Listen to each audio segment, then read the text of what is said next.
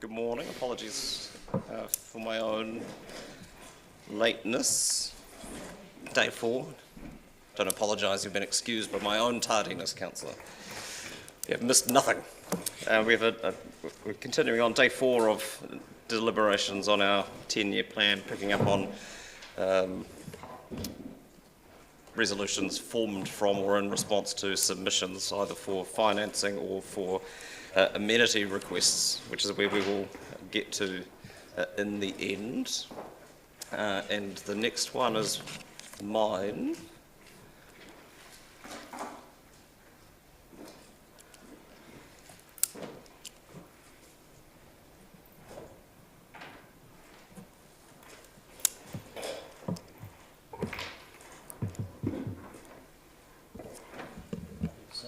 Seconded Councillor Walker, thank you.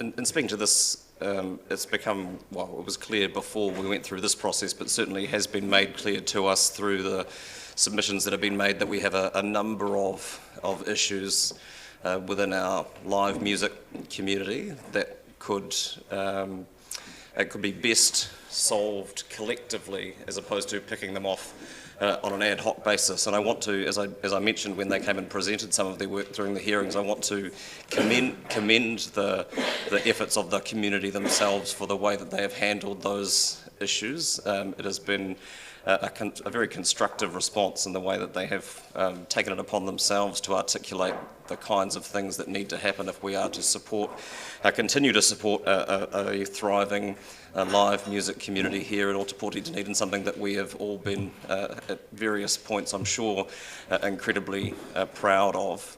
It's a really great illustration actually of how the community understand the process that we use in order to resource the work that we need to do to get the well-being outcomes, and that they identified the problems, articulated the solutions, gathered their community around them, came and presented to us what their needs are, and left it with us to do something with it in this forum.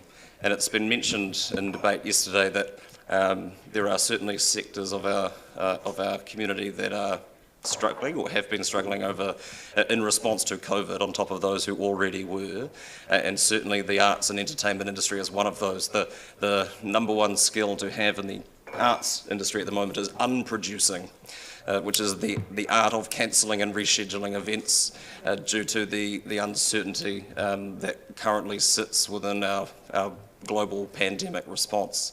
And that is exhausting and in many cases expensive, and is far bigger than practitioners and performers themselves. It's a risk to the wider industry that they support, namely hospitality and accommodation and the like. And rather than pick apart the submission and try and identify individual elements with which to support at this point, it seems strategic to me to consider them in the round and work with them. And why I've included a budget predominantly, and it's nominal, but it's a fraught area for us in some senses and to some degree, because we are also the regulator. And that's an interesting function. We have objectives that we are seeking to achieve through our strategic framework and supporting our arts and culture community, but also have a statutory obligation as the regulator, which can be in tension with that.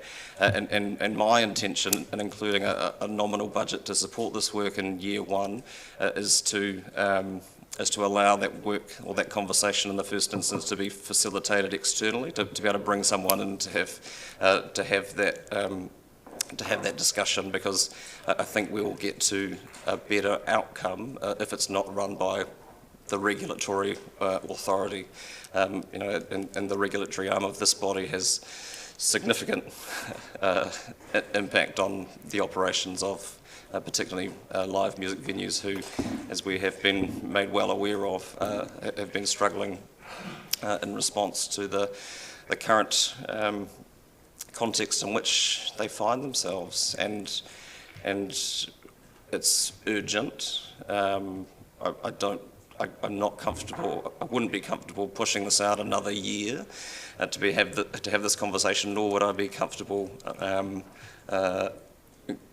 adding it to the pile, increasing pile of reports and work that staff need to do, hence the nominal financial contribution to getting on with responding to the problem. Councillor Betson-Pope. Thank you. Well, I think this is timely, and I'd just like to be assured, it certainly looks entirely comprehensive, and you've touched on part of or one of the elements in your comments towards the end of your moving around the regulatory side of things, but I'd just like to be assured in your right of reply that in addition to the things that are obvious, such as venue issues, that this will touch on the regulatory impact of our activities and enforcement processes as well. Thank you. Councillor Van der Vos. I agree with everything Your Worship had to say about how well our local musicians and interested parties presented the need for practice facilities, the need for a suitable venue. All of these issues, I think, have been extremely well canvassed, and we've been fortunate that submitters were able to be quite unified, actually, I thought, in the way that they presented all of this. Your suggestion that we actually have a $10,000 nominal budget to bring in someone from the outside sends a chill up my spine, however, because on a larger scale, that's what we did with Charcoal Blue, who brought in a whole lot of outside ideas about what sort of theatre we should have. And I believe mostly inappropriately. The idea that we get a consultant or someone from outside to tell our people what our musicians and our music industry, what they should have, I think is not the right way to go. Given that there's been a fairly clear steer from submitters about what is required, to get someone from the outside for $10,000 or whatever, to give us a report about what's required, to me just makes no sense at all. We don't have $10,000 that I think is going to be usefully spent in this regard, and I can't see what expertise could be brought from outside that would actually be useful, given that we have so much experience and expertise and the people concerned already fronting up to us with a unified view of what's required. Councillor Barker. Thank you, Bishop. I just want to clarify, on Monday we agreed to re-engage with the performing arts stakeholders. I'm just not 100% sure as to the wording of that, because I would assume that the live music is part of the performing arts stakeholders, so is this separate to the re-engaging with performing arts stakeholders? I'm just a little confused. Oh, well, were you, yes. When you're right over time, okay. But I'll get to that. Okay, but it's separate to that work. Yeah. Okay. Councillor Elder. I actually can support this, and it was funny because I was walking down the street and met this friend of mine who works in adolescent mental health. And one of the things I said, wow, what do you want to see? And he said, well, for youth, actually having live music and gigs around town is a really important part of the support system we have for our young people. And throughout the consultation, there was a clear theme that this was not working. And there was a clear theme of the music community wanting some kind of response. And to me, facilitating, engaging and getting someone in to do workshops can create a roadmap that enables a more cohesive approach to this, and that includes the regulators as well. We are wanting to bring more people to live in the inner city. So this pressure is only going to get bigger, not smaller, and we do need to work our way through this. This is a very valued part of our community and something particularly our young people value, and it supports them. So 10,000 is actually not much for facilitation. When we look at Charcoal Blue, that was considerably more. It enables us to bring someone in or have someone locally to facilitate this. But indeed, it kind of does need to be a little bit at arm's length from us as council and the regulator. So, yeah, I can support this, and it was just really interesting talking to my friend about this on the way to this meeting. Alfred Shortis. Councillor O'Malley. Thank you, Worship. I look at $10,000 and think against the over $300,000 for Charcoal Blue, this is a fairly nominal amount of money being put up for external facilitation. And I also think that waiting for the report to come back to Community and Culture by December is effectively a 6-month wait when the community has asked for action now. And I'm not sure if I would take the same cautious approach to our role as the regulator, because we're also, our role as we are the council, we are the representation and the embodiment of the people of the city, and I think that we need to directly start our dialogue with this particular group of our cultural side of the city, and we need to see how well we're interfacing with it now, and I don't really think that this is going to do much other than move the decision 6 months down the road. And as we did agree earlier on in the week to re-engage with the performing arts community, I don't know how this, if it goes as a separate activity, would be consistent with the re-engagement of the performing arts community, and we're already resourcing that re-engagement. So I'm wondering really what the motivation is to do this when Part B of that resolution the other day actually already achieved an outcome which was going to exclude the live music group from venues, and probably would have been better if we just hadn't done that. Councillor Reddick.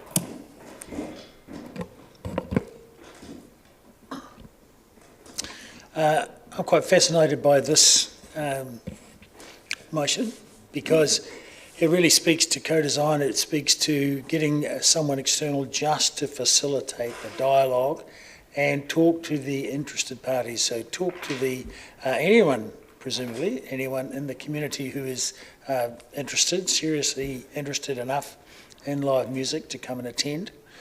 And to me, that's a far better model than what we have typically followed in the past, is getting a whole lot of expensive consultants' report and then charging off, acting on them without talking to the community. So I think having facilitating a dialogue and getting someone independent to do it, because I think there'd be some hesitancy about talking directly to council people, and goodness knows the council staff have got plenty enough to do in the meantime. So I actually think it's a pretty good initiative, and I think it will be very interesting to see how it goes. I'm very hopeful that we'll get a full and comprehensive discussion of things with a whole lot of, well, you never know, they might be able to come up with some good workable solutions from their own volition. Councillor Gehring. Thank you, Your Worship. I just want to rectify a suggestion that the Charcoal Blue process didn't talk to stakeholders. There were over 100 stakeholders who were consulted during that period, in 140 hours, I believe, just in the first phase. So any suggestion that did not follow that process is just not factual. In terms of our city, we often use the word vibrant, and I was speaking to a young woman who'd chosen to come and study here and live here and make her home here, and I asked her what was it about the city that attracted her, and she said, like many people do, that it was the arts and culture aspect of our city that attracted her, and part of that is the live music scene. Now, just to clarify too, around the re-engagement with stakeholders about the theatre, the performing arts venue, that, as I understand it, is the theatre and dance community and so forth, but live music is a particular section of performing arts and have particular needs. So we are incredibly lucky in this city to have an opportunity and an ecosystem that encourages musicians who then go on to greater things. And if we take Nadia Reid, for example, her performing in Dunedin from a very young age and being encouraged and being able to play in a variety of venues has enabled an extraordinary international career, and there are so many others like her. I will be supporting this because I believe that the live music action group, the live music people came and, as the Mayor said, very constructively spoke to us about the issues. They're well organised, they know what they need, and they articulated that particularly well. And it's entirely appropriate that we get somebody independent to facilitate this, not to come and tell us what to do, but to facilitate this and to assist and support the live music people to get to a place where we need to be. So I will be supporting this, and I think the timing, look, things always take longer in local government, we all know that, but this is actually quite quick in local government terms, and I support the timing. I think it's really important that we get onto this and get this done before the end of the year to get a bit of steerage about where we need to go with this. There are many things to consider, so it has my full support. Thank you. Councillor Houlihan. Thank you. Yes, I agree with this and I will support this motion. However, what I will say around an independent person, I think it's really important we go back to some of the key people in the music industry and ask them for some ideas on a person to chair this or you know, do this sort of facilitate this, because I think Charcoal Blue has shown us that it doesn't seem to work well when you get overseas people or people who don't know our city coming in telling us what we could be doing. It doesn't seem to work well at all, and it cost us a huge amount of money. I'm very grateful there's a budget of 10,000 on here. I mean, I could see that going higher. I mean, Charcoal Blue, as far as I understand, cost about 300,000. Now, to me, I think, gosh, I should take on report writing if that's the rate, because quite frankly, it is astronomical, and the results were very, very poor. Councillor Gary can say all she likes that there was many hours done and all the rest, but at the end of the day, the results were poor, and I think that is, you know, not acceptable. Also, so that would be my recommendation, is that we get someone that the music fraternity are happy with to come and facilitate this. Thank you. Councillor Walker. Yep, thank you, Your Worship, and thank you to the mover for bringing forward a motion to help address a really important issue. I obviously, by seconding it, support it. Submissions were very forthright in terms of making it known we need some sort of action around the subject of live music in Otapoti, a scene we should all not only just be proud of, but we should be very supportive of. It's something that speaks to, as Councillor Gary says, what makes Dunedin what it is. As I've also said on a number of occasions recently, thank you very much to all the submitters who came from the music community, sat in front of us, and in a very calm, intellectual and productive way gave us feedback on some things that we may consider doing to help alleviate some of the problems, either real or perceived. And as the Mayor says, this is urgent, so I definitely support putting money into the LTP to facilitate the creation of this plan, and also, as many of you have said, establishing a dialogue with our large and very important music community.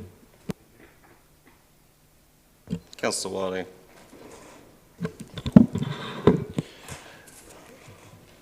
Every annual plan, long-term plan, you always get one group that is really fired up and engaged. And I would say this year it was the music industry, or our Dunedin music scene. And whether that was all about the funding and the art space, or whether it was also about the regulatory issues and the dog of two tails issue.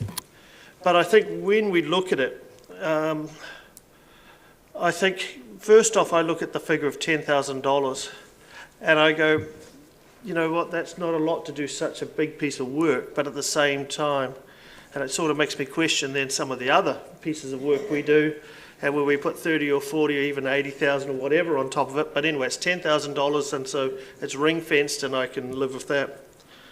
But I think more than anything, I think what we have got in front of us and what we've heard from, and the emails and the messages we've all received, is an extensive knowledgeable group that have extensive, really strong expertise, locally and internationally.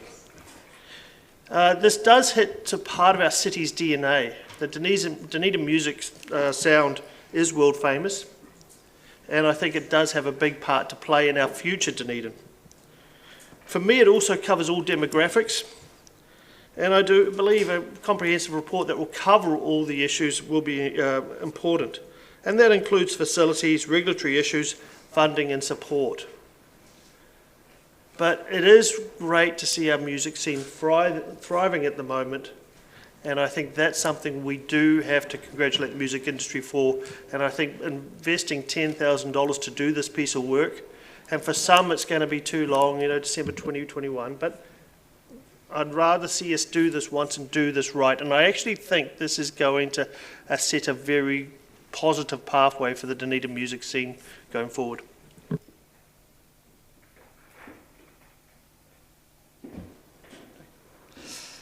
Well, thank you, colleagues, for the support. And just in response to a few issues that have been raised, the spectre of the dreaded external advisor. By external, I mean external of council. Certainly not necessarily external to the city, and it can't be, in my view, someone who's external to the industry. So whether that's someone local or whether it's someone recommended by the Music Commission or others, I'm open to where that advice might come from. Certainly it would need to cover our regulatory and enforcement functions and how those are managed. It's a facilitation budget. I'm not asking to hire a policy planner or a policy writer or someone who could produce hundreds of thousands of dollars worth of reports. It's a budget to get on with picking up the conversation that has been left at our door and picking it up and getting on with it.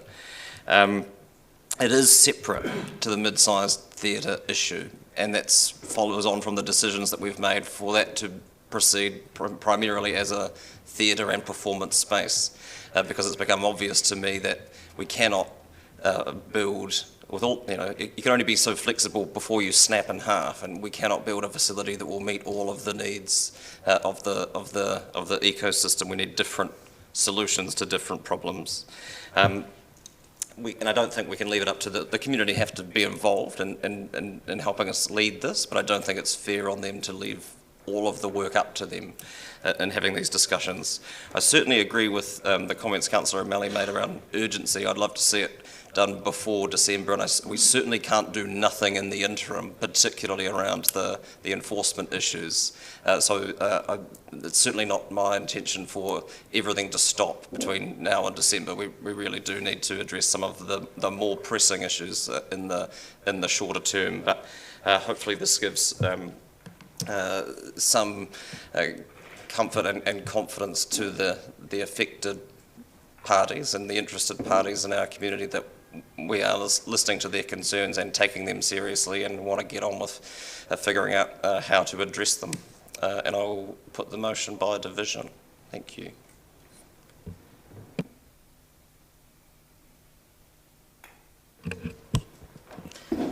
Councillor Barker. No. Councillor Benson Pope. Councillor Elder. Councillor Gary. Aye. Councillor Hall. Councillor Houlihan. Yes. Councillor Lafiso. Councillor O'Malley. Councillor Raddick. Councillor Staines. Councillor Vandervis. Councillor Walker. Councillor Wiley. Your Worship.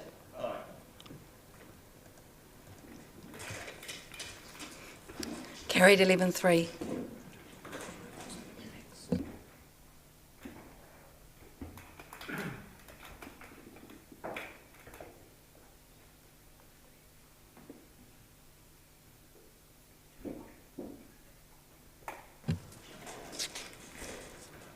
Of interest to Councillors Gary and Walker. And the next resolution is to include a grant of $75,000 per annum over the first 3 years of the 10-year plan for the Wildlife Hospital. It's been moved by Councillor Gary. Is there a second? Seconded Councillor Wiley. Councillor Gary. Thank you, Your Worship. Against a backdrop of unique species in Ōtepoti Dunedin, against a backdrop of climate change and the impact on biodiversity, and all of the work being done by Predator Free in that regard. And as I understand it, mana whenua values around biodiversity and kaitiaki, the guardianship and stewardship of our environment. And also taking into account that as we look to a reset in the visitor sector, ecotourism is likely to feature significantly.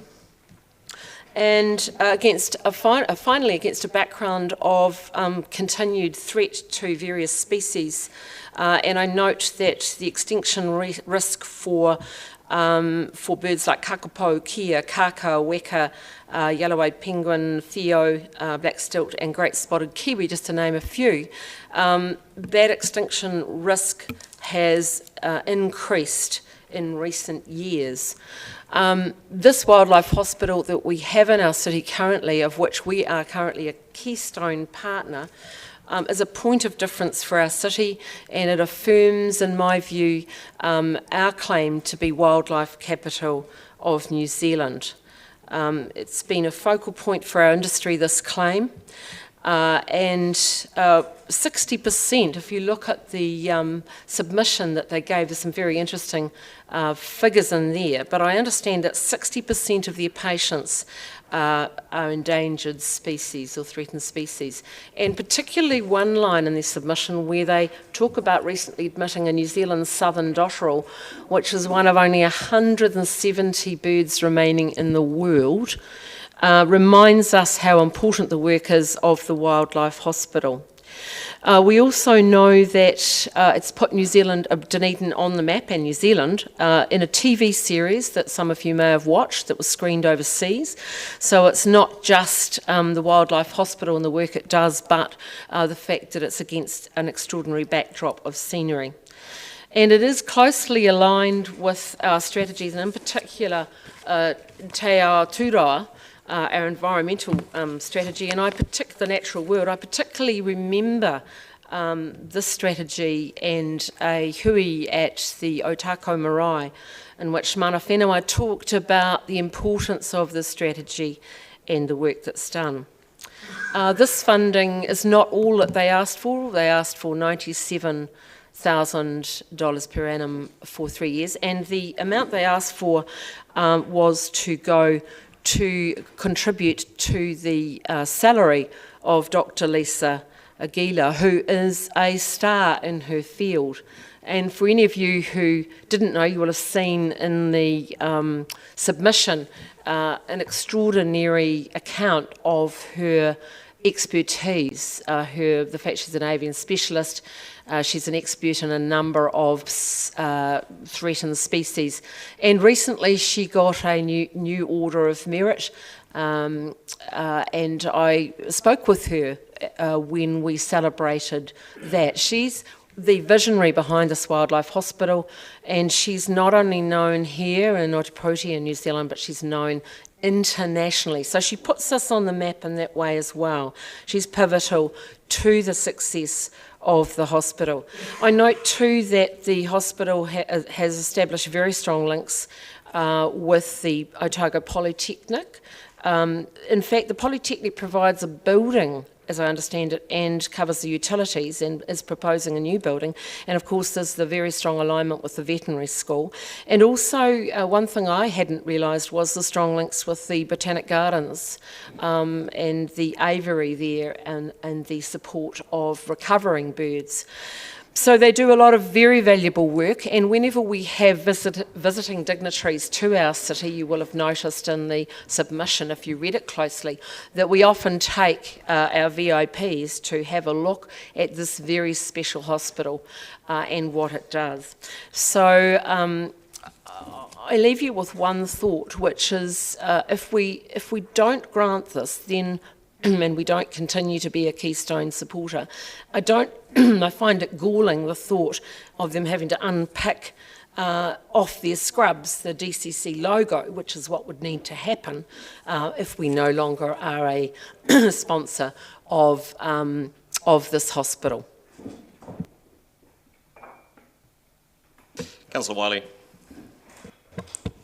Actually, I thought that was a very good summary by Councillor Gowrie. I don't have much more to add.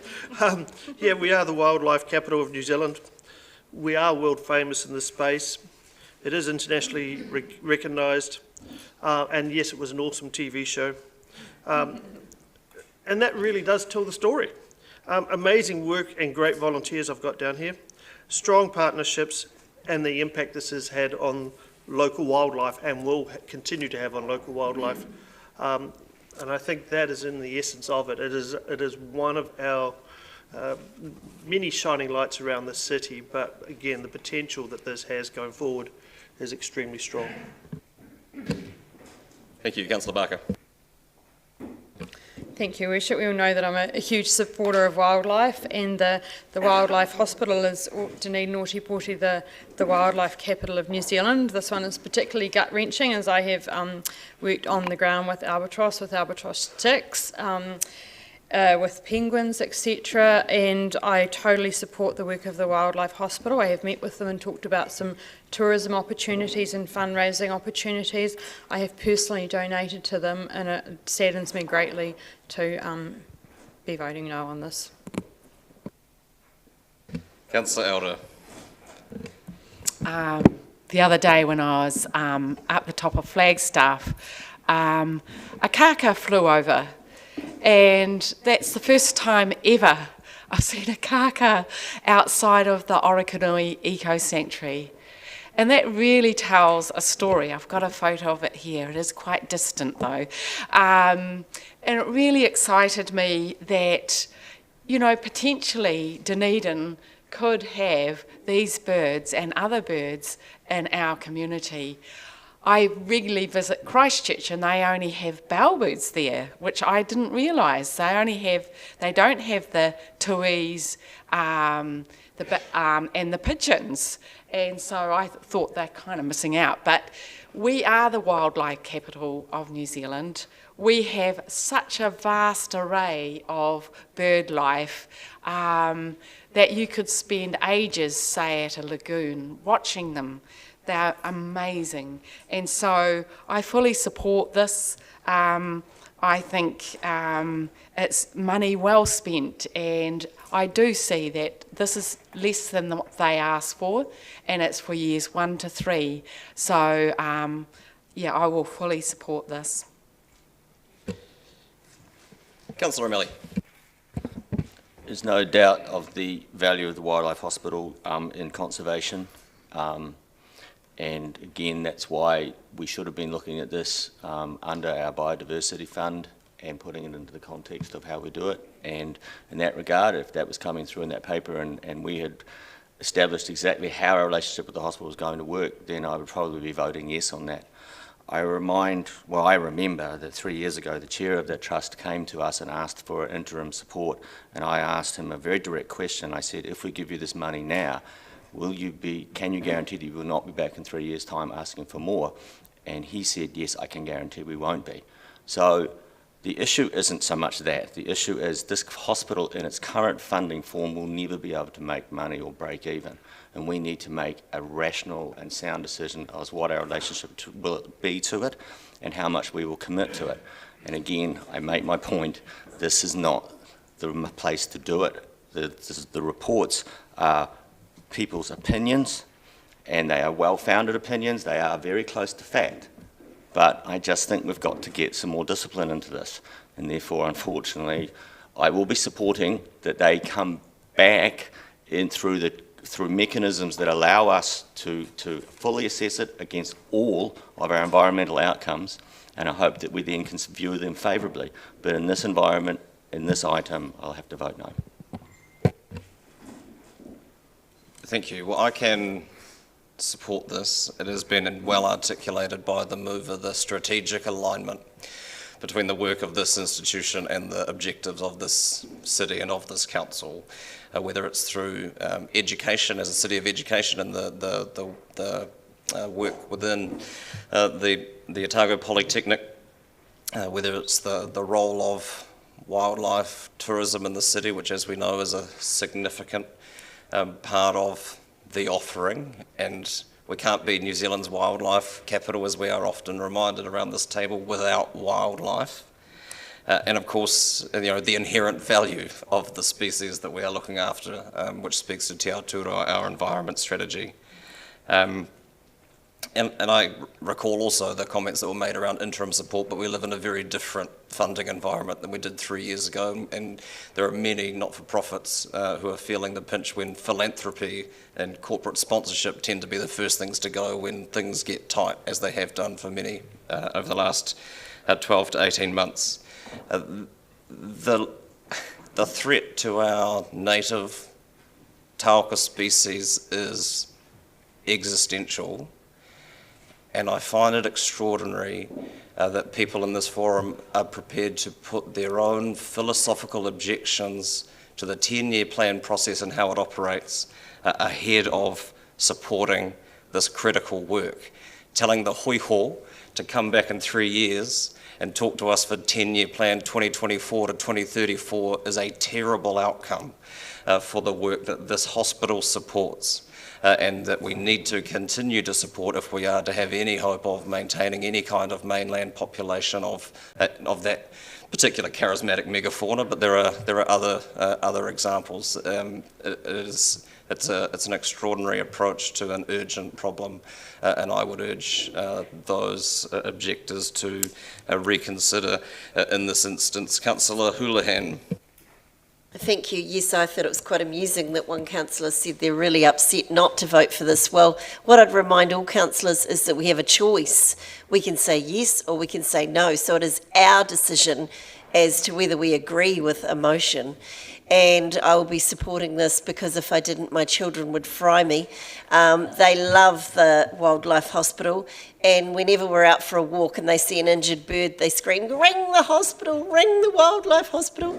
And so we have rung them before, and I've been in to visit, and I've seen the things they do, and I think they do an amazing job.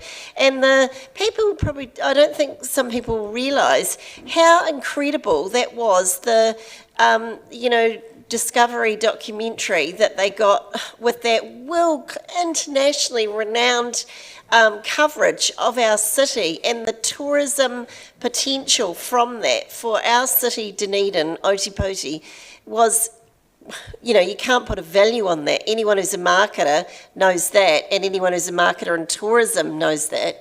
It has done wonderful things to our city and to obviously in helping the birds, but that series was invaluable. So I think, really we should be paying, we are, obviously if we agree to this, we will be paying them some money, but, for the value they've added to us, because if we had to pay for that documentary featuring our beautiful scenery, our city, it would have cost us a fortune. Thank you. Councillor Vandevers. If we were to have a marketing budget with $75,000 doing nothing in it, then that might be quite a justifiable way to go for the wildlife hospital. it's a very marketable and very popular and very heartstring pulling facility.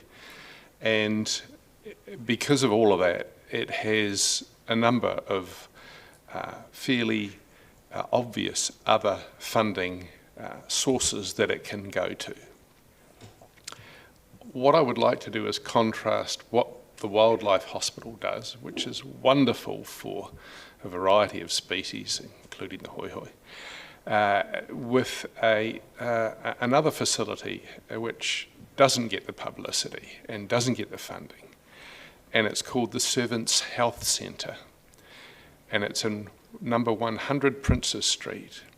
And it's been set up and running for years, run by doctors who give their time free to look after patients that are not able to afford normal visits to the doctor. It's been running very successfully in Princes Street now for a number of years. If you go to Servants Health Centre, they have a blog, which basically a site which shows you where they are and what they do, and the couple of doctors and midwife that set it up. This would be something that I could vote for. This is a facility which has done incredible things for all kinds of people on virtually nothing, but they still have rent to cover, and the landlord hasn't put that up for many, many years, and it's very reasonable. And they still have to cover some of the basic paperwork functions to actually make this completely volunteer service available. We are talking about $75,000 of rates paid money here.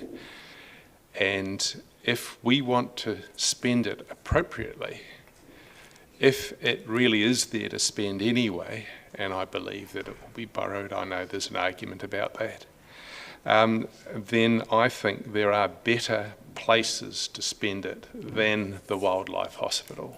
Not to diminish the Wildlife Hospital in any way, but the Wildlife Hospital will continue and has many options for funding. The Servants Health Centre haven't come to us. They're not in the practice of walking around with their hand out. But rather than looking at, highly popular and marketable outfits that have their hand out, we should be looking for organisations like the Servants Health Centre and actually helping where it really makes a difference. Thank you. Thank you, Councillor. You'll be relieved to know that the Servants Health Centre is funded through community grants, or at least it was when I was involved in the work of that committee. Councillor Raddick. Yes, we do, as a City Council, distribute rather a lot of money into our community through community grants and all manner of other mechanisms. But I have not observed that we distribute very much to our wildlife at all. And one of the things about the birds, especially injured or sick birds, they're not very good at speaking for themselves. Neither are they very good at flying off to the other wildlife hospital, wherever that might be. And to my knowledge, there is no other one. So,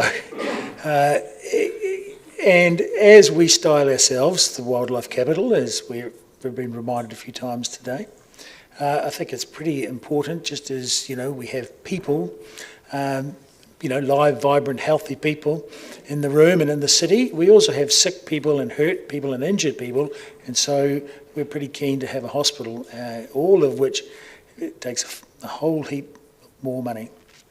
Now, one of the things with the Wildlife Hospital, it's relatively freshly established, so it's still in a couple of old classrooms at the Polytech. It's still working itself up to get to a stage where it has got a more sustainable and, continuous funding models and so forth in place. But, getting to a stage of having that facility and that funding in place and that staff in place at some future excruciatingly long time in the future is of absolutely no comfort to hoiho, which are on the brink of extinction and ever more close in the last year or two. And the rest of our other threatened species, of which we sadly have many. And so, the sick and injured birds will not wait for funding to come later. They will simply die, and even worse, the potential is there to disappear.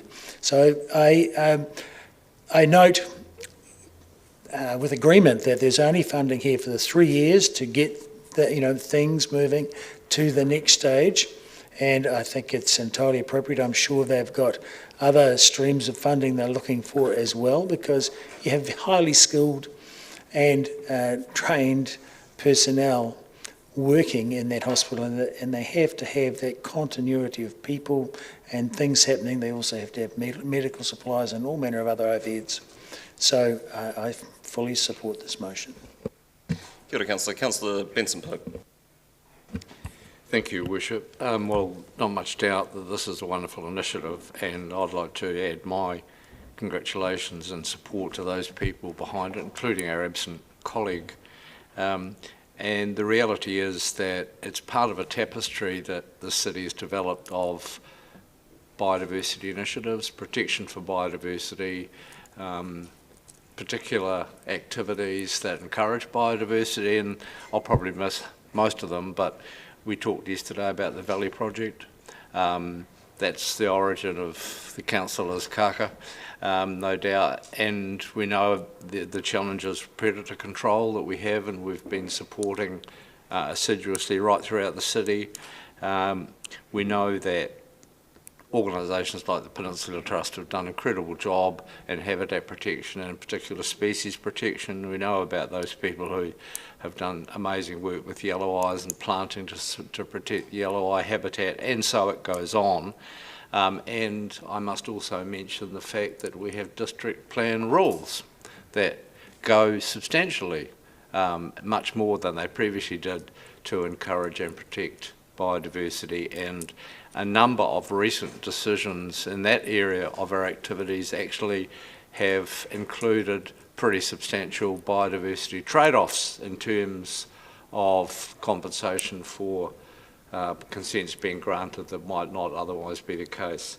So I think it's a no-brainer that we should make sure that the hospital, which is such a great initiative and such an important part of that wider picture, is supported at this level at least, if just for the next 3 years. And I'd close by saying to Councillor O'Malley, don't be surprised that it's not going to make money or break even, Councillor, it's a hospital.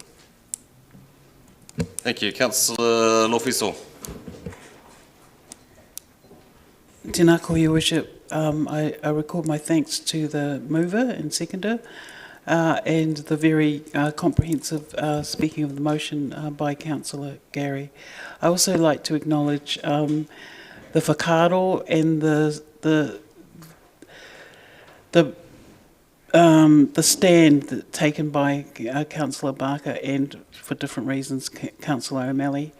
Political adversity makes for strange bedfellows, so quite often, from my personal perspective, I'm always surprised when I vote on the same side as Councillor Vandervis. However, I don't think that people who express a point of view should be personally attacked for making their stance, for whatever reason, that they're entitled to do that. I was on the fence about this because, you know, as I said yesterday, I always assess it from need, you know. But I do want to take my hat off in particular to Councillor Walker and all the people like Jordana White and all those people down there. And for me, it's about relationships. So Councillor Walker happened to be in the office, or maybe he wasn't, I can't remember, but he was so proud in 2019 when the Hoiho won Bird of the Year. And so he gave me the little plastic model of the bird, and then later my niece and nephew were in the office and they saw the hoiho and they said, "What's that?" And I said, "It's the hoiho. It's the bird of the year, and Councillor Walker's here and he's involved with the Wildlife Hospital." And they are only, 13 or 12, and they were so excited to know that there was a wildlife hospital. They didn't know there was one. And so just the opportunity to have those children who live in deprived circumstances to know that there is a wildlife hospital here, because they're very passionate about all forms of wildlife, to know that they could go and visit, that Councillor Walker or someone will help them arrange a visit for school children and young children, has convinced me that the possibilities, the realm of possibilities is important as well. Councillor Staines. Thank you, Worship. I certainly support this resolution. It's one of those organisations that you would think would get significant funding from the government. It's protecting our taonga species. And those species, some of the ones that are being treated in the hospital, are under significant threat. And we've heard through the hospital and through Department of Conservation, when one of these species is injured, to fly them north increases the risk significantly. We all know, for human beings, we have a helicopter service because that golden hour, well, it's no different for these species. The sooner they can get somewhere where there is treatment, the more likely they are to survive. And when we're talking about species where there are only hundreds left, I think this is something that does deserve support. As an organisation, I know they try really hard to get funding. It's not easy. And in this case, I think our funding brings us benefits. Not only with the help of saving those birds that get injured, but it's linked into our polytechnic that is now providing training for students in avian veterinary practice, building the pool of those people who are capable of performing medical procedures on endangered birds. So while I feel that the government should be doing more here, the fact that we can do something is something I believe we all should support. Thank you. Further speakers? Councillor Gary. Thank you, Your Worship. When I looked through the funding request, this is the one that popped out, stuck out. And it stuck out because we have that claim to being the wildlife capital of New Zealand. And that is not an idle claim. It is based on extraordinary facts. For example, that we have the only mainland colony, breeding colony of northern royal albatross in the world. In the world. And we could rattle off a list of species that we have here that are endangered. But this hospital takes them all. And I take up the point that Councillor Lefiso talked about, and for me that was around hope. One of the things in difficult times, we need to not lose sight of the vision around our city being a great small city, and the continued work to make it attractive and have a point of difference. And this particular project gives it a point of difference. Councillor Wiley talked about volunteers. Let's not underestimate the importance of those in this particular project. Councillor O'Malley talked about biodiversity. Well, the Biodiversity Fund doesn't really give the opportunity for funding over about $5,000 at the moment. But we certainly do have a biodiversity fund, and we do a great deal with that. And in terms of Seventh Health Centre, That has been supported through the community grants by this council for a number of years, so I don't disagree with Councillor Vandervis on that. In terms of fundraising and sponsorship, I've been struck by the professionalism of this organisation, and I quote from the submission around the reason they have come back to us, opposed to what they said earlier.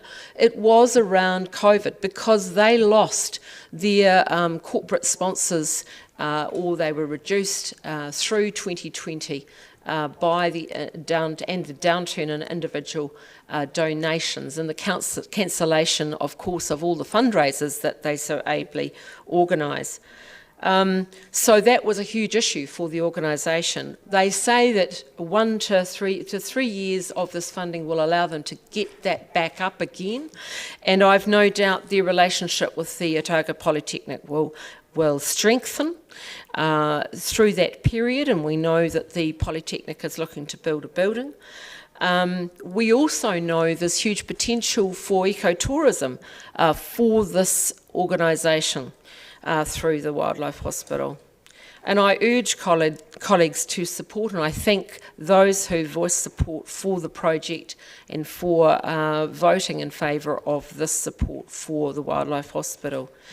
I want to quote from the strategy, the natural world strategy, Te Tura, and our former Mayor Dave Cole, who talked about in that stewardship and guardianship of the environment. And I would say to you all, this is the Dunedin City Council playing its part in that. Thank you. We'll take it by division. Thanks.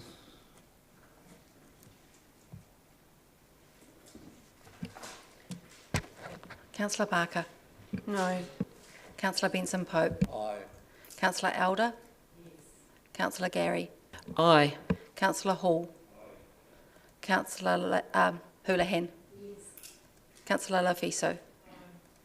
Councillor O'Malley. Councillor Raddick. Yes. Councillor Staines. Councillor Vandervis. No. Councillor Wiley. Yes. Your Worship. Thank you. Carried 10-3.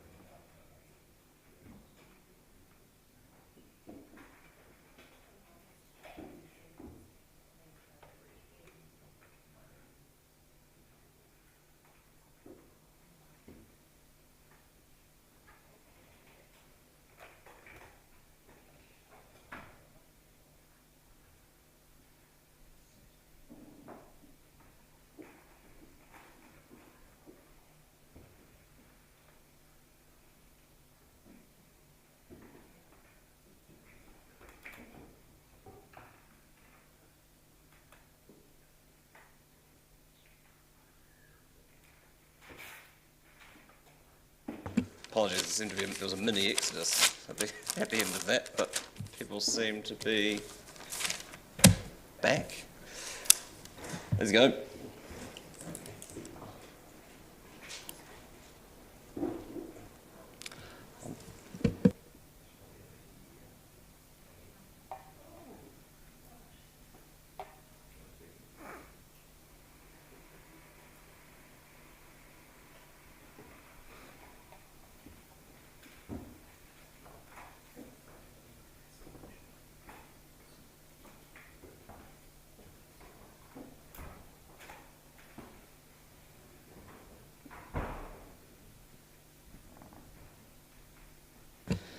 It's been moved from the chair and seconded by Councillor Benson Pope.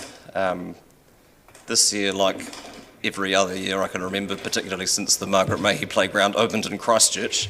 We've had a very strong steer from our community that similar community infrastructure would be of value, and it's hard to argue against that. And certainly being a young parent changed my understanding of how a city functions and what a city should be for. In an urban design terms, when we talk about planning the city, all of a sudden you realise that 3 city blocks can be a marathon when you're dealing with an easily distracted child. And similarly, you get a better understanding of what is present or what is absent in terms of the city's infrastructure and who it is designed for and who it prioritises. And it's we talk about playgrounds often as things for children of whatever age, and it absolutely is the catalyst for them to exist. But you can't underestimate the incredibly powerful role that they play in the social well-being of parents and the ability to be able to bring people together and find mutual support in what is, many of us will remember, some more distant than others, a challenging time in the life of particularly mums, but not exclusively, and having sites of interest where people can go without having to spend money and find mutual support and friendship as their children are able to grow and develop is a very powerful thing. And I mean, these are critical community assets, and it is something that over the past decade we haven't invested in significantly. It was a decision taken by council in the earlier part of the previous decade when all the quote unnecessary capital spending was stripped out of the budget, and we're remedying that. And the Parks team are doing a great piece of work at the moment around what we currently have and where it is and where it isn't. But all of, and I don't think it's getting ahead of that work to suggest something of significance be a cornerstone of that strategic work as it rolls out.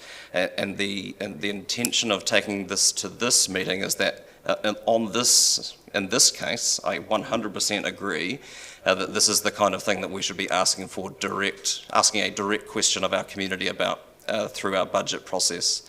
And so but to be able to do that, we need to give direction to staff to work out options for what it might be, where it might be, how much it might cost. I don't know the answers to any of those questions, but I think we need to get on with it and find out what the answers to some of those questions are so that we can take it to our community as part of next year's budget meeting to ask them. You know, that people make submissions year after year about this kind of facility, and we won't know what their appetite is for investing in that until we ask them, and we know that as with anything in the urban design community infrastructure space, until you have a picture to present to people for them to respond to, it's hard to generate as much interest as you know there will eventually be in that asset or in that infrastructure. And so I would welcome the support of colleagues to get staff to do that work so that we can have that discussion in the subsequent debate this time next year. Councillor Houlihan. Yes, I can support this because it's going back asking for more information. I have called for a destination playground for numerous times, and I'm delighted to see this here. And obviously it means that, well, I was going to not vote for other things anyway to cut costs down, which I've already not voted for quite a lot of things. And that will continue, but this is one that I definitely support, and it's got no budget with it, so it has no effect on our rates right now. Obviously it will in a few years if it goes ahead. But what a lot of people don't understand is that because when we first arrived back to Dunedin from living in Christchurch, we lived in a house that was quite small, like really quite small, and the playground in St Clair was our lounge. You know, we lived there, literally. I was there with the kids all the time, and it is everything. You sit there having a coffee and the kids play, and you interact with some of the other people who are there, but it is very much the case, I think you'll find, for a lot of people, perhaps also for their social well-being, I think a really good playground is, and particularly for the kids, because if your kids can't get out and they're booging off the walls, it drives you nuts. And I certainly had kids that were doing that, and hence we were at the playground every day. But, you know, the importance of a playground like that would be great, because Margaret Mayhew Park is awesome. And what that park has that our other parks here don't is really good things for kids that are now, because our children are getting older, and we don't really offer much at the moment in our city for children that are that sort of age, young, 10 to 14 sort of age group.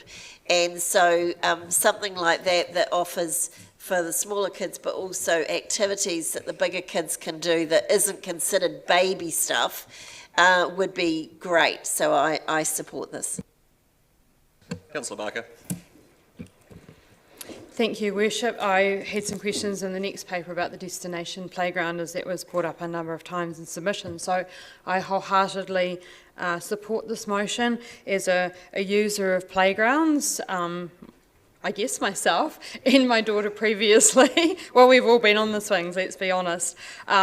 This would be a huge and exciting addition to the city and for the children of the city who we have heard from. We had someone come during submissions with a lovely big drawing of what they thought it should look like, and I think that consultation on the playground could be quite exciting. I certainly, when we were doing the some of the consultation and I went to the Pacifica hui, they were talking about perhaps having a sensory garden as well for people who have disability. So that it will be very interesting to see what the public have to say about that. And thank you, Worship, for putting this motion up. Kia ora, Councillor. Councillor O'Malley. Your Worship, I will support this wholeheartedly. I assume, though, that this could come in as part of the bigger work that's going on right now in playground assessment, because I know that in that work there was an intention to put 3 or 4 regional, like hub playgrounds in place, and this would obviously have an impact on that work if we were to put a single large destination playground in place. But as a solo parent, I can assure you that playgrounds play an important role, and I also bring up the words of Geraldine Tate, who has come and submitted a number of times that we often forget 18 to 20-year-olds when it comes to playgrounds. And I have heard that of Margaret Mayhew, once the little ones have gone home, the big ones come in and use the same. Yeah, well, and lots of people, and actually we saw it on a lesser extent when we saw the table tennis tables down in the Octagon, and we have a tendency to think that playgrounds are only for people about this tall and age, like six and under, whereas in fact they're for everybody. The last time I swung on a swing was about 12 months ago, and I was there with my 20-year-old kids down on Stewart Island seeing how high we could get the swings to go. They were well-built swings. A universal pleasure. Are there further speakers? Councillor Elder. I support in principle, but I want to go back to we need to consider this as part of our big playground improvement plan. And one of the points that they brought out was maybe, we're looking at 3 to 4 really good playgrounds. And I think of myself living in Pine Hill as a mum and of 4 children, and going down to the playground down at the gardens, and my children are quite old now and it's still the same playground, and there definitely does need to be a lot of work in this space. One of the things I would recommend too is that we have a number of key playgrounds, like 3 or 4, that are accessible to the mums and dads in those communities, that they can walk to, that they don't have to go a long way to. So maybe we need to look at 3 to 4 playgrounds that are really high quality. I think talking to Jim's thoughts around adults and young people, and I look at the review and incorporating skateboards and pump tracks and basketball hoops, and also swings that are disability friendly. And I look at the work we're doing around toilets and enabling those big play spaces to be somewhere where, again, mums can live, because the little toddler doesn't want to have to go to the toilet and you have to go home. So I actually endorse the work that's already been done, and I think in principle this is a great idea, but I would also encourage us to look at more than one destination, because in fact we're looking at trying to create a low carbon economy, but also mums live in communities, and I want to see us spread the love as well. So yes, I do. I've been to Margaret Mayhew Playground and it is awesome. But spreading the love would be cool as well. Thank you, Councillor Reddick. Look, I support the idea in principle, but I'd really like to think that this motion is redundant because it's already encapsulated in the playgrounds review. However, it's good for them to have the further steer, because I think when we've discussed this in council previously, we have talked about having a destination playground. That would be, a wonderful thing for Dunedin. We do have a destination playground, but making that one, or possibly another one, even better.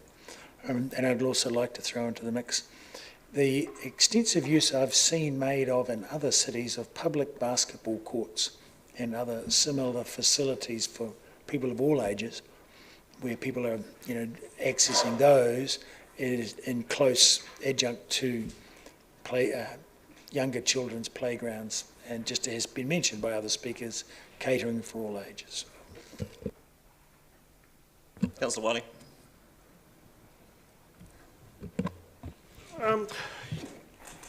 I understand the premise of this, but when I look back, I look at the fact of on the 12th of October on a DCC website, we have the Play Space Strategic Plan detailed. It talks about the 110 playgrounds and the consultation we did, the 12 skate parks and the pump track. We had 904 responses. And when I look at this and I go, okay, what are we looking at a new destination playground? Well, to be honest, we've failed looking after our current playgrounds. The Rotary Club at Dunedin South built and did a lot of work around the Marlow Park 50 years ago. And very little has been done to upgrade it. And to be honest, as part of the Rotary Club, we're frustrated in the sense that we've been trying for the last 3 or 4 years to assist the council upgrade it. We took drawings to them. We've done a lot of work with it. And I look at this and I go, why do we need a new destination playground when we aren't even looking after the current playgrounds well enough? Let's focus on what we need to do with the assets we have. And so I can't support this on that basis until I know we're actually looking after the spaces we have. Because again, what are we going to do? Go and build a whole new destination playground and leave those other ones on the heap because we put all our energies into that one? You know what? I understand the premise of it, but come on, let's focus on the assets we have. Let's improve those assets. We've got 110 of them. Are they all working through health and safety? Are they all appropriate? I don't think so. Take out the new. But the other part is when you also listen to the community boards. They have come to us about the state of their playgrounds. There's a lot of areas around our city and residents have come to us and talked about playgrounds. Focus on what we have. Let's invest in what we have and proceed on that basis rather than actually spending our energies. And again, we've heard about staff time and everything to develop a new playground. Well, hang on, we haven't finished the last review and brought that into action. Further speakers? Oh, apologies, Councillor Gary. Well, thank you, Worship. A walk down memory lane around playgrounds of the city 20 years ago, I think I knew every single one, but that's a long time ago. And I don't disagree with some of what Councillor Wiley said around maintaining what we have. But I remind people that in these times, there's two things.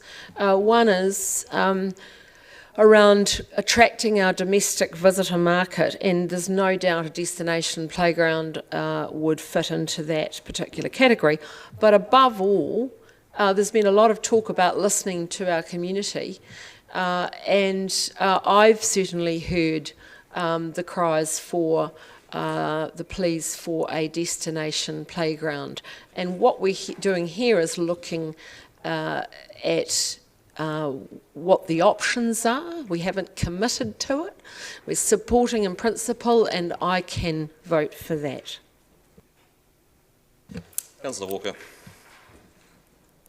Yeah, thank you, Your Worship. Thanks for the motion as well. And I was trying to look through my papers in item 16 because I knew I'd commented on this somewhere, but I found it in item 17 as I was going through, because I write things as I go.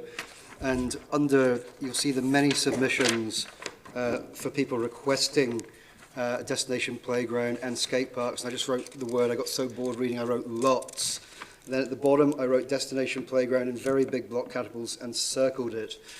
And then further on, I just wrote in big letters again, skate parks and destination playgrounds. The feedback was really clear. As many of you know, I don't have kids. When I go to Christchurch, I go to the Margaret Mahi playground. Got to be careful with this comment, but I go because it's brilliant. It's fascinating. It's always, always so bloody busy. And it obviously is full of people who are not from the locale, but from everywhere. And the words, if you read in item 17, the name Margaret Mahi is mentioned so many times. It's unbelievable. This is us making decisions based on what people have fed back through a process, a very robust process that we should be very proud of. And it is overwhelming in the feedback that there is a strong desire within our community to do something. And I take on board what you say, Councillor White. I agree. Some of our current parks are rubbish. They're terrible. But that's separate from what is being proposed in this motion. This motion is simply looking for supports in principle the development of a new destination playground. And I think if down the line we can get a destination playground, we'll be sitting here when it's built in a few years' time, proudly lauding over the fact we did it. So I very much support this. And once again, thank you for bringing it to the table. Thank you. Councillor Lofisel. Tēnā koe, Your Worship. I'd also like to add my thanks to you for bringing this motion. Like Councillor Walker, I'm not a parent, and I haven't been to the Margaret Mahi playground. However, when my brother was dying in hospital in Christchurch, Margaret Mahi playground was very much part of one of the sites of respite, if you like, for his grandson. And so I do, in the mix, I do hope, I hear Councillor Elder when she talks about mums and dads living in communities, but I also just sending out a prayer that one of the new destination playgrounds will be close to the hospital.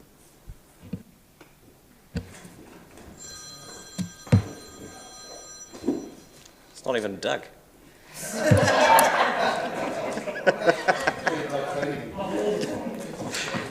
Further speakers? No. Just speaking in reply, thank you to councillors for the support. There's absolutely no intention for this to be the extent of the work that we do on playgrounds over the next 10 years. There's roughly $4 million in the budget to invest in the ones that we already have, because I agree wholeheartedly that those have been let go as council had other priorities in recent times. This is as well as all of that work, and this is about looking at what a keystone destination playground looks like as part of a citywide network of facilities that provide opportunity for our different communities. And it's certainly, I was picking up on Councillor Gary's point, it's certainly a visitor attraction. getting from one end of Oamaru to the other was already the longest stretch of the state highway system. It hasn't been made any easier by the strong pull to the left as you get to the end of that trip coming south. And yesterday, despite the fact that they were already 7 hours into the most circuitous trip home from Christchurch you could imagine, in the wintry evening, do you think our family vehicle could get past the hamster wheel and the playground in Oamaru? Absolutely not. And I try not to indulge in parochialism to any great degree, but it does get a bit embarrassing when you compare the assets that we have available for our children to those of our neighbouring locations, whether it's Timaru or Oamaru or Invercargill, and it's not just playgrounds, it's swimming facilities as well, and thankfully there's money in the budget to upgrade Moana Pool and the slightly aged infrastructure that is pitched at a similar audience in that facility, and I see this in parallel to that, and I think it's a really exciting conversation to be able to have with our community, and I look forward to the work getting done. And I will put the motion. All those in favour? Aye. Those against? No. Councillor Wiley recording as a vote against. The vote is carried, or agreed. It's 10:25. I'll move that we adjourn the meeting until 11:15. Seconded Councillor Gary. All those in favour? Those against? That's agreed. Thank you.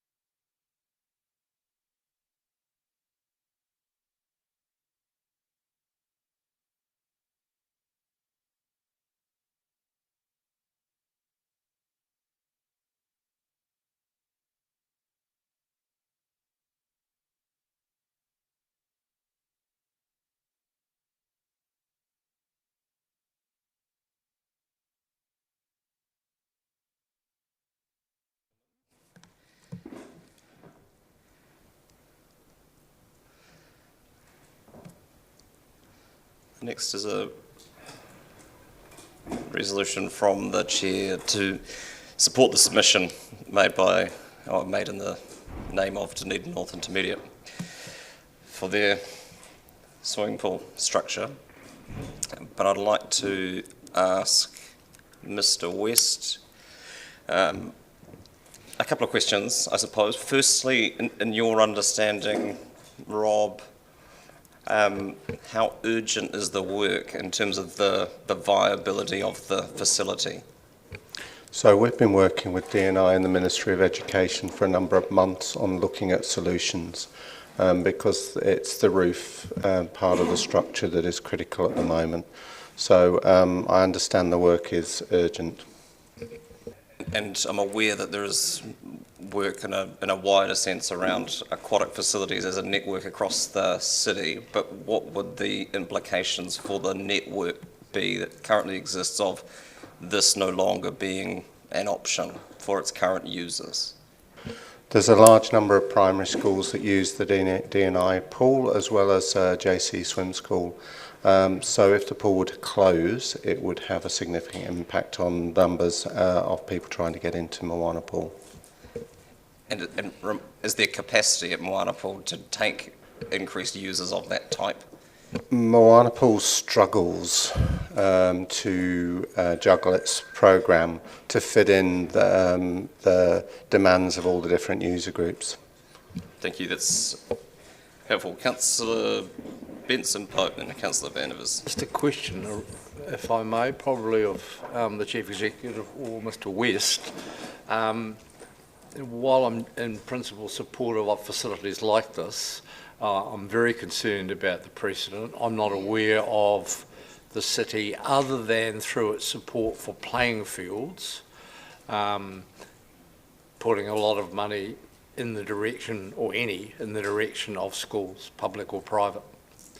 And I'm wondering if that's the case. I mean, I know the playing fields around most schools are actually owned and maintained by the city, but this is a step further, I think, and while I'll certainly consider it, I'm just wondering if there are any other examples of financial contributions that you could easily argue should be funded by vote education or a central government source. So to clarify, Councillor, the DCC does make a number of grants to a number of pools each year, and you were talking about Middlemarch yesterday. Moana Gal, there's a number of pools across the city that we contribute to. I can't off the top of my head tell you how much that is, but yes, school pools. So that's probably useful context. And how they use that money is, dependent on the school. Sometimes it's for operational running, and sometimes it's for improving the infrastructure. Thank you. And coupled with that, we are doing a review of aquatic services, the provision of aquatic services across the city, and having a network of school pools will be part of that, because it's quite an efficient way to deliver some of those services to a broad range of the community without us necessarily owning and maintaining that suite of assets. Thank you. Councillor Vandervis.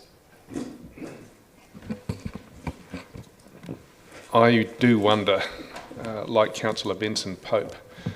Sorry, Councillor, I'm taking questions of staff if people have any. Before we move on to debate. That's fine. Yeah. The question really is, like Councillor Benson Pope, that we pay taxes which are supposed to pay for our education infrastructure, and we pay rates for the kind of things that we normally provide. Why is it that the education board or the education budget isn't paying for this particular pool? Don't know if staff can answer questions on behalf of the ministry, but I can confirm that the school have been negotiating with the Ministry of Education on this cost, Councillor, and that I understand that they are willing to contribute a portion of this. And just to pick up on the CEO's comment about the review, that's in its early days at this stage, but we've been working with the Ministry of Education to make sure that they're part of that review, so that when we get through that piece of work, we've worked very closely with them. Thank you. Councillor Houlihan. Thank you. Yes, I too have a concern around the precedent it sets because, but I'm pleased to hear that we do fund some. I don't actually think it's local government's job to fund Ministry of Education. Oh, we're on right. Okay, question. Thank you. So sorry, I forgot. That's quite all right. We'll get back to you in due course. Yeah, thanks. Thank you. Councillor Barker. I think my question's been asked, thank you. Kia ora. Councillor Staines. Thank you, Worship. I know that this pool is used by North East Valley Normal and George Street Normal. There may be other schools that use it. How would capacity at Moana Pool cope with the Learn to Swim programs from those schools if this pool was closed? So there are 6 primary schools, councillor, that I understand use this pool, and it's also used for after out of school school lessons by JC Swim School. The team at Moana do their best at trying to fit in and juggle all the requests, but the reality is it is tight, and to absorb 6 schools would be challenging. Thank you. Councillor Raddick. Yes, good question from Mr. West. In the 1828 budget, there was $16.5 million for aquatic services renewals, but that has been increased in this 10-year plan to $24 million, so that's an extra $8 million in aquatic service renewals, not capital expenditure. Capital expenditure has had a $9 million, a very similarly, an even greater increase, but there's other things going on. Why wouldn't this large amount of money to come out of this end of the 10-year plan, but a small amount of money to come out of the $8.5 million for aquatic services renewals, why wouldn't it come out of there?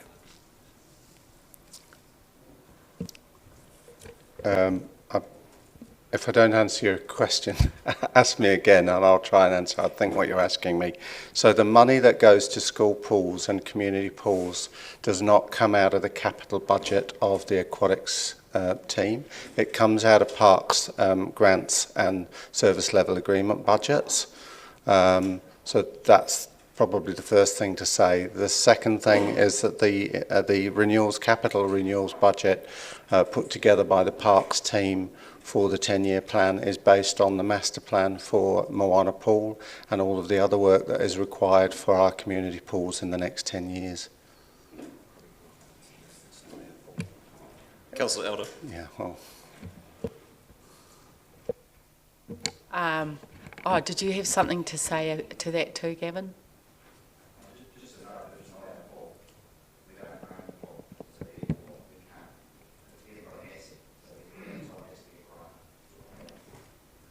Okay. What I'm asking is, how urgent is this? Could it close in the next couple of years? How urgent is this piece of work?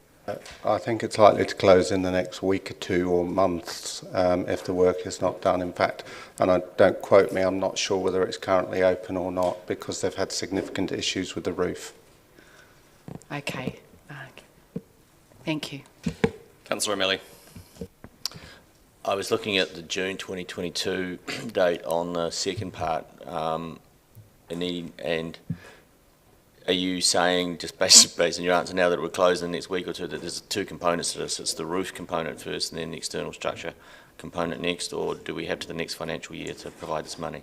So I can't comment on the status of the general infrastructure of the pool, but my understanding in the conversations we've had with DNI and the Ministry of Education is that the concern at this point is in relation to the structure, the external structure and the roofing. The school have spent a lot of money in recent years on upgrading the infrastructure.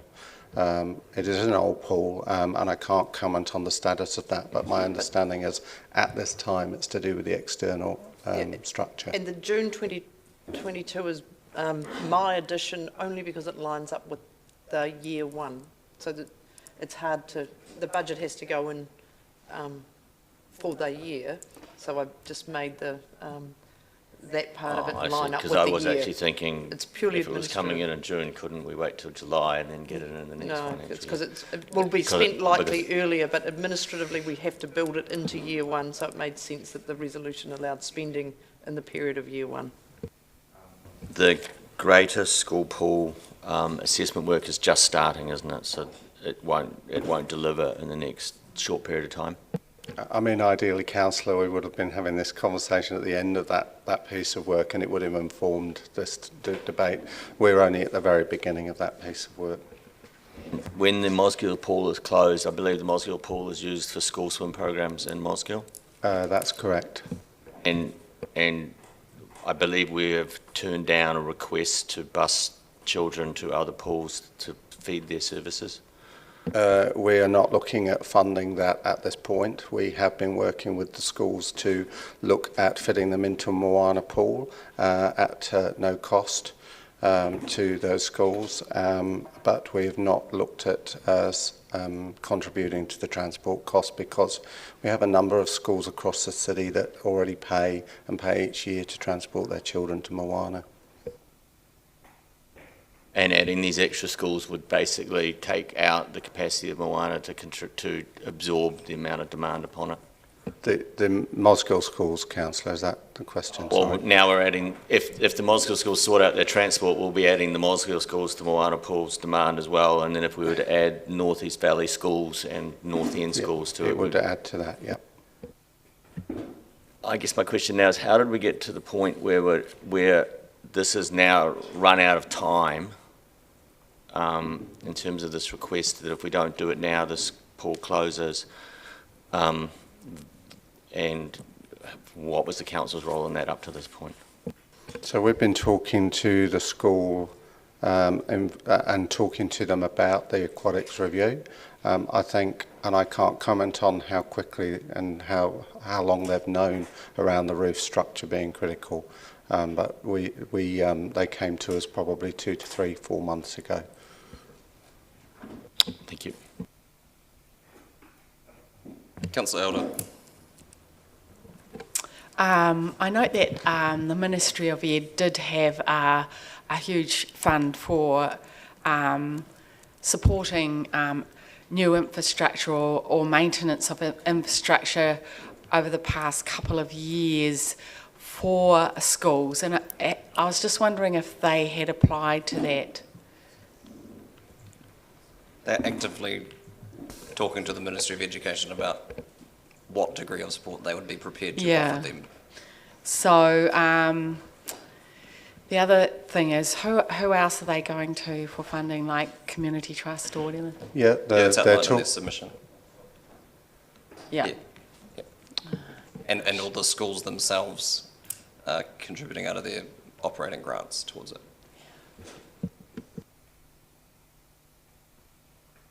Exhausted questions of staff. Is there a seconder? Seconded, Councillor Lofisel. Thank you.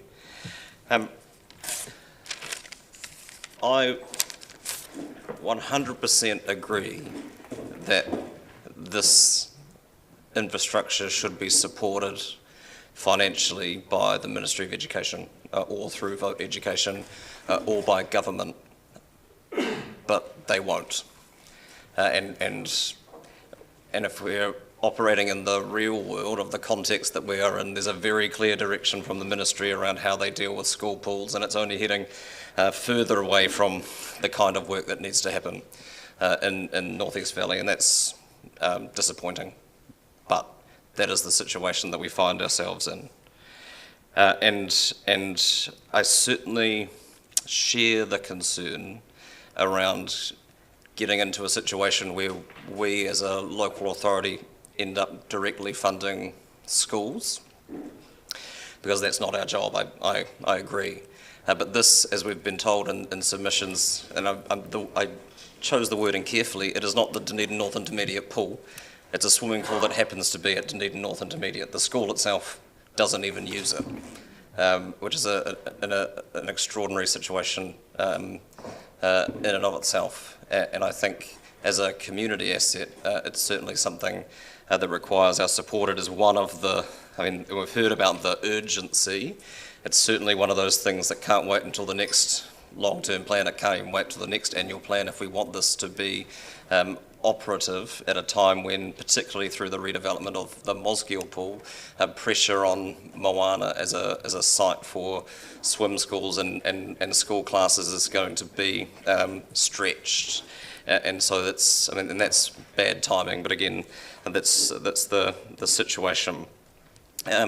This isn't an ongoing commitment. We're not trying to take on the operation of this facility. It's providing some money alongside the schools who have carved out money from their operating grants, and anybody who knows anything about the degree of support schools get financially for that kind of work will know that that is no easy task to find spare money kicking around in a school's budget, and I thank them for making those sacrifices, particularly Dunedin North Intermediate, for whom their pupils don't even use the facility. But there's a second part to this, and it's around consideration of the aquatics network as a whole, because even if there were space at Moana Pool to accommodate all of these students from the North East Valley and Pine Hill and so on, space in the pool is only one barrier to kids in our community being able to swim. The other obstacle is the transport costs of getting there and having a facility that's in the valley that can support that wider catchment of students is incredibly helpful from an accessibility point of view, and making sure that everyone, all kids in our city have an equitable access to facilities, both from a recreational point of view and from a learn to swim point of view. We are a coastal nation, and the ability to swim is incredibly helpful. And for the same reason that we fund surf lifesaving on an annual basis to provide services over the summer, being that's the proverbial ambulance at the bottom of the rip. But being able to make it more likely that fewer people end up in those challenging situations is a better investment. I appreciate that this is a significant ask in what is a constrained environment in the context of the debate that we're having now, but the implications of this work not happening and not getting done equally significant, both for our own facilities and for the communities that will be directly affected by this. And I would urge colleagues to appreciate the urgency around this and to support this work to happen as soon as it is able. Councillor Benson-Pope. Thank you. And I think we acknowledge that the situation is generic enough. A lot of the concerns I expressed earlier to be of lesser importance. In fact, my children enjoyed some of their swimming lessons at this very pool. And I think that, for me, is the key to the discussion, that much and all as we might utter about the need for central government funding on a much more generic basis across the country, there is a long story of the ministry withdrawing funding for pools of this kind. In fact, other pools have long since closed, and that's led to the aggregation around this particular structure. And I don't think any of us would doubt the importance of a facility like this, particularly for young learners to swim, being covered, which would really indicate a higher priority in some parts of the country than is necessary in others. But nonetheless, I wouldn't like to see our community missing out on the opportunity to acquire those skills. And I think the location is opposite, as you have commented, and so I will support, despite my reservations about that I think we all share, about the need for a more comprehensive approach from government to this issue across the country, or certainly in the south. I think that's the only sensible decision for our community, is to ensure as much as we can the continuation of the availability of this site. Thank you. Councillor Van der Vis. 6 schools use the D&I pool, all good. It's not a public pool as such, not open to the public. It is a school pool. And plainly, it is an asset of the Ministry of Education.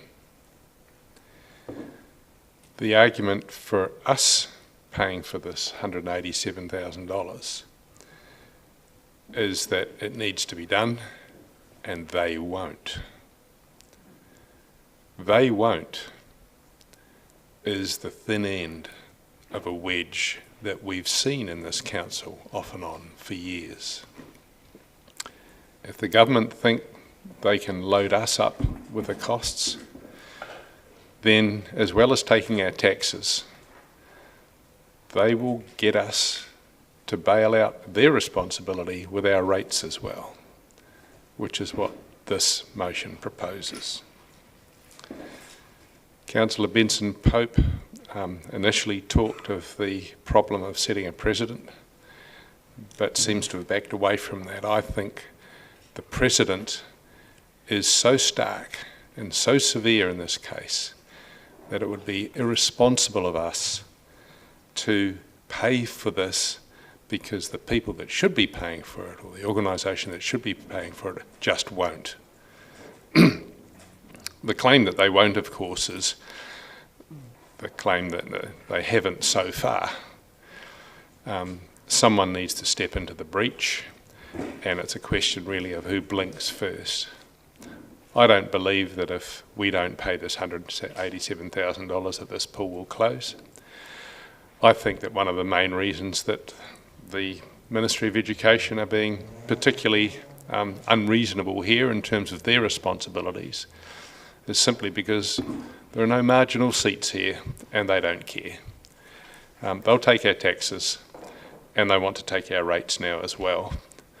I don't think that we should let them. Councillor Gary. Thank you, Worship. I was thinking back to we did a lot of memory lane things, and I was thinking back to my experience of how I learned to swim and the role of a school pool in that. And I reflected that it was my very first experience of learning water skills. I was really lucky. I had parents who were determined I would learn to swim, and in fact threw me off a boat with a life jacket on and a rope as part of that experience. But which was a little traumatic. But I do note that we have appalling drowning statistics in our country. And I just looked up some of those, and the average is 103 in a year, 80 preventable, 172 people hospitalised, and 1,200 people rescued. And we all know the stories of people who go to the beach, a lot of them children, who drown, and it's the preventability of some of those drownings that's so tragic. However, I am exercised by this because we used to have the arguments at Community Board a lot around philosophical disagreements around Ministry of Education responsibilities and not. But the reality is that the Ministry has certain things that they just don't fund. We have heard that, in fact, contrary to what my previous speaker said, the Ministry has indicated they will contribute to this.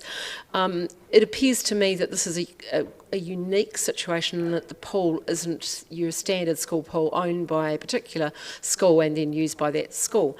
What I would want to focus on, and the reason I'm going to support this, is the children in our city are not responsible for what the Ministry decides to do or not to do, And our drowning statistics is such, and we're a coastal country, that our kids need to get water skills, and the accessibility to, the access to a pool where they can learn that is pivotal, and we've heard the demands on Moana.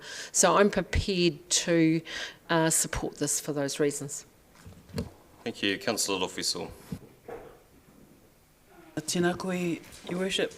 Thank you for moving this. And I just want to declare my biases, if you like. My ideology is that this settler society, aside from hating Māori, also hates children and women. So, yes, the ministry should, but since tomorrow's schools, and I've said over the years, if Mr. Longi was still alive, I'd throttle him, because tomorrow's schools was sold to the community is that to empower parents as to the learning of their children and the life of their children at school. And children were like prisoners because they've got no choice but to go to school, otherwise, truancy. Everyone talks about or looks at truancy as like, the kids are being truant and irresponsible. But why are they truant? Because the education system overall does not like children, doesn't care for children, doesn't support their choices. So when children rebel and don't go have behavioural issues or truancy issues, why? We never ask why in the society often enough. So I'm going to be supporting this motion. Thank you. Councillor Raddick. Yeah, I'm rather conflicted with this whole thing. The trouble is we already have 4 pools that the City Council owns and spends quite a deal of money on. And in this 10-year plan, we've got an increase of $50 million over the previous 10-year plan for maintenance and capital expenditure on pools and all other recreational facilities in the town. It is pretty enormous. And I think, for us then to add in a few extra facilities that don't belong to us at this tail end of the 10-year plan, I think is inappropriate. And it's contributing further to what is a huge budget in this situation. And I think if Parks and Rec really think that it's necessary for their overall Parks and Rec strategy, they'll find the money from within their budget, despite the fact that it's an outside pool. But I don't hear that happening. I think it should be left with, the users and the ministry who have direct responsibility for it. Councillor Elder. I too am quite conflicted about this. My children went to DNI to school to learn to swim, and I think it's every right of a child in New Zealand to learn to swim. And so the people who are caught in the crossfire of this is actually our children, and they have no choice in this. We are a coastal country. We love to swim in our moana and our awa, our rivers and our sea. And the consequences of not learning to swim can be dire. I've also been on a board of trustees trying to wrangle money out of the Ministry of Education, which does not always value the contribution these kind of things have in children's life. Education isn't just in the classroom. Education is about educating for life, and being able to recreate in New Zealand is part of that. How can we enjoy our lives without the ability to actually participate? So I believe it's the children who are caught in the crossfire of this. I listened to what Robert said, and he said it's a couple of weeks away, and I look at the upcoming season for children to learn to swim.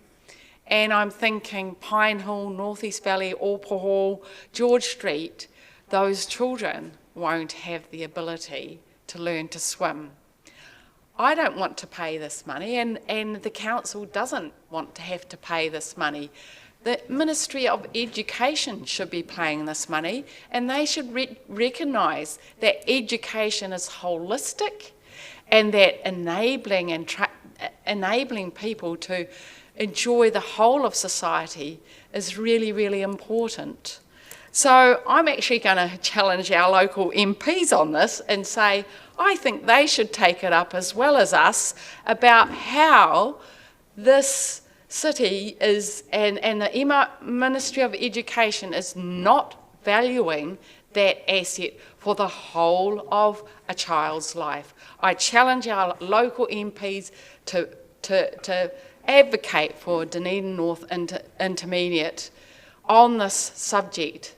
In the meantime, I cannot let the children of North East Valley, the hill suburbs, to not be able to enjoy that facility. So should the local MPs not be able to get that money from the Ministry of Education, I believe, in fact, we're kind of over a barrel on this, and so I will support it, but reluctantly, and I want to challenge the Ministry of Education and our local MPs to find it within their budgets to get this done. Thank you. Councillor Stones. Thank you, Worship. I guess, like Councillor Benson-Pope, I would have liked to have thought that this necessary work would have been undertaken through the education vote. But all of us around this table know that education has been underfunded for years. Many pools in schools around Dunedin and even in the country areas have been demolished because the schools could no longer afford their upkeep. So here we're faced with a pool that is no longer used by the school at which it is situated, but is used by many schools in the North Dunedin area. And of those schools, many are low decile. The cost incurred to drive the children in buses to Moana is significant for the parents of those children. And I know that from my wife's time at North East Valley Normal. The school often had to subsidise or pay for the bus fare where children needed to go to some external area. We have committed as a council to fund public aquatic facilities, but we also all know that those facilities are highly loaded. We also know that in the coming couple of years, Mosgiel pool will be out of action, and the children, it's likely the children from that area will have to come to Moana. So my view is that this is a responsibility we as a council need to take up. We need to be able to ensure our children in the city learn the skills to be safe around water. If they can't do it at this pool, and it will be difficult, if not impossible, to fit them into the Moana pool, then this funding is essential. And in fact, the way the resolution is written, we are at no real risk. Here we are covering 37.5%, or a maximum of 187,500.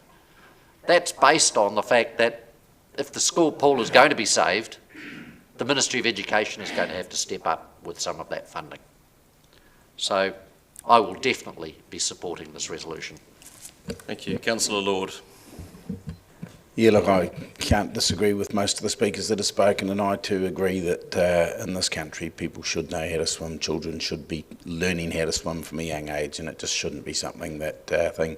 I will note that when I was a child we never had a roof on the pool, and we used to, in the changeover from Fahrenheit to Celsius, we used to put the temperature gauge in the pool, and if it wasn't 13 degrees we'd then double it as 26, add 30s, 56, and we were allowed to go swimming. And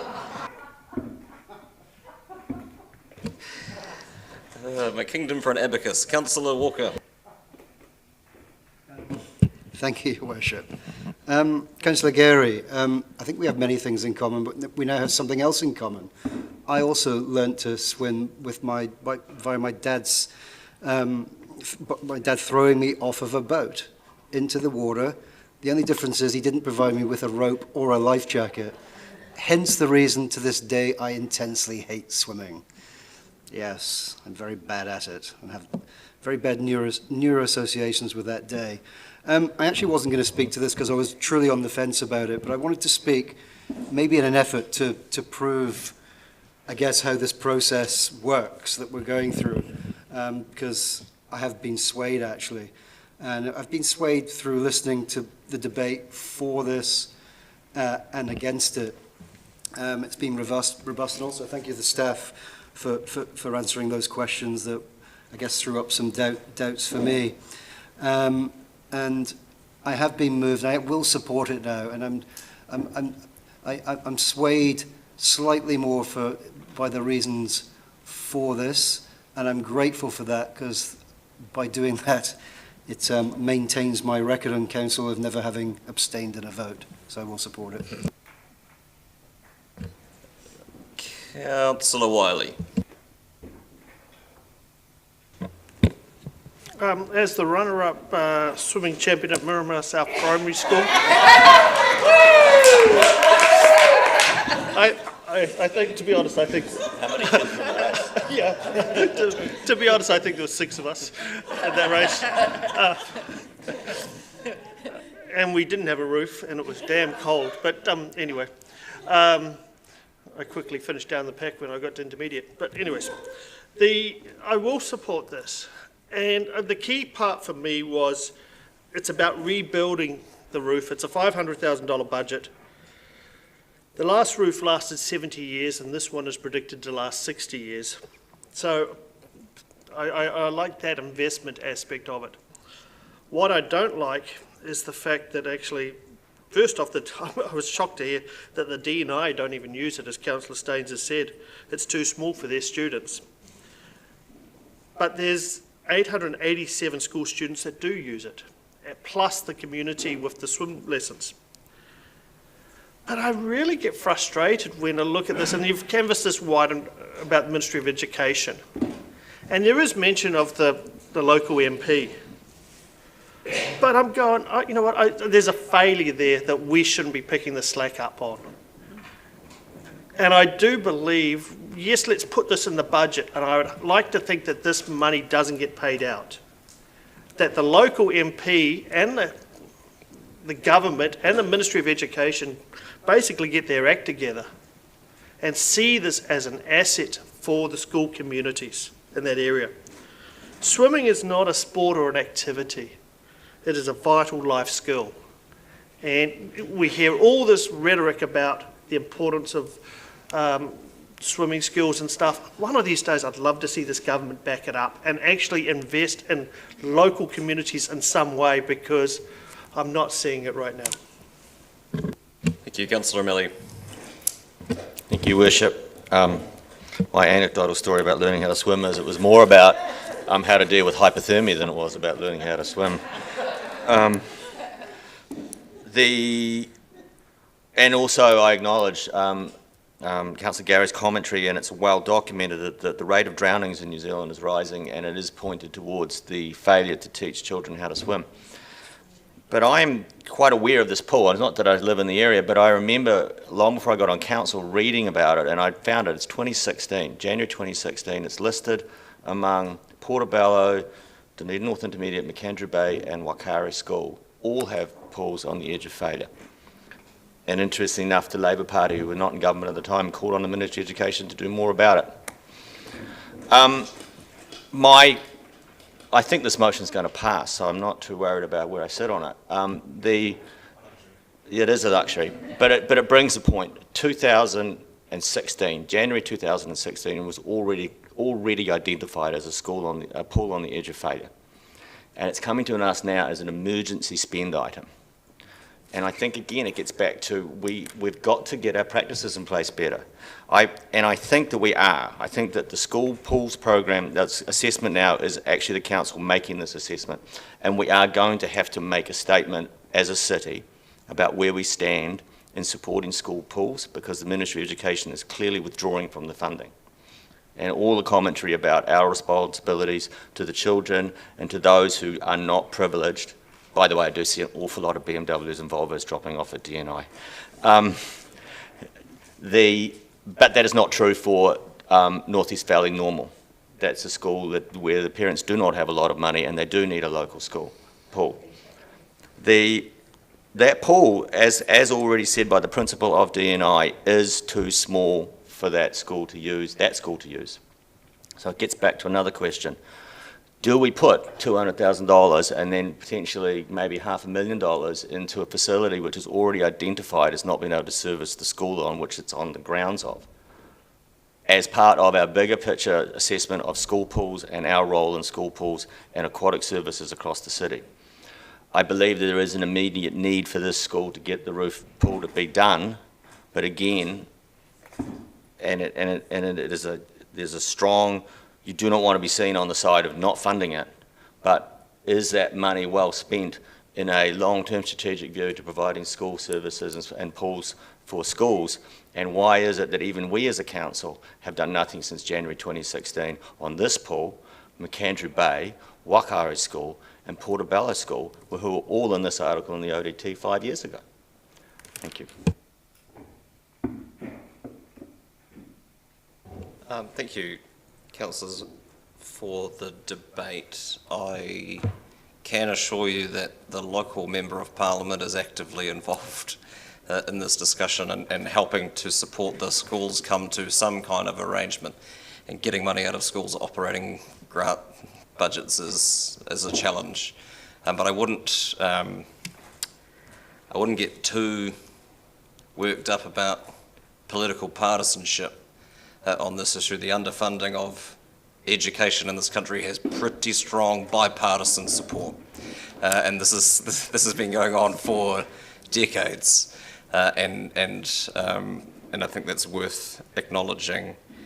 And to the point around why didn't they come to us sooner, perhaps the schools had an expectation, as we do, the same expectation we do, that the ministry would end up funding this work, and they got pushed further out and got closer and closer to the edge, and here we are, the bank of last resort, but in a position to be able to support them in this facility.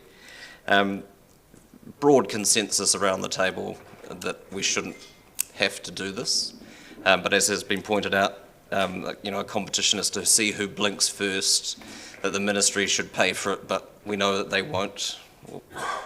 Who wins and who loses in that approach, and that has equally been well canvassed.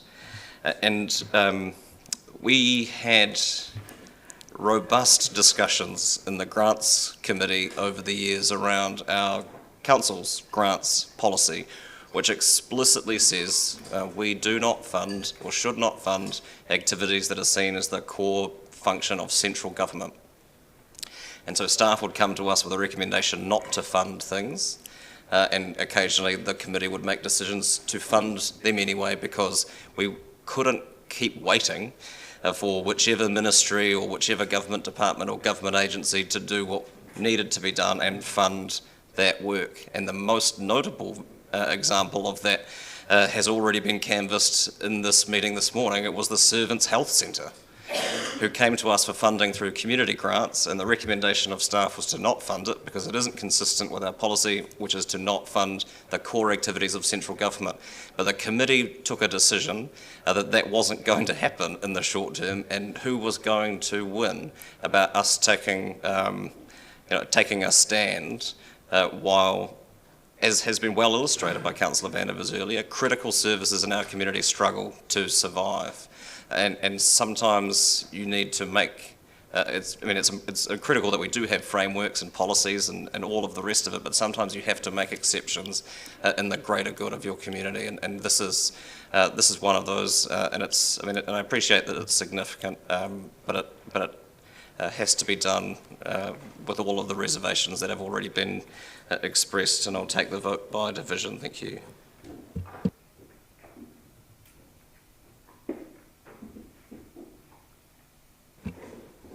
Councillor Barker.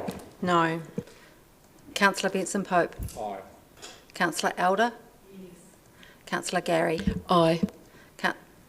Councillor Lafiso. Aye. Councillor Lord. Aye. Councillor O'Malley. No. Councillor Raddick. No. Sorry. Councillor Staines. Aye. Councillor Vandervis. No. Councillor Walker. Aye. Councillor Wiley. Yes.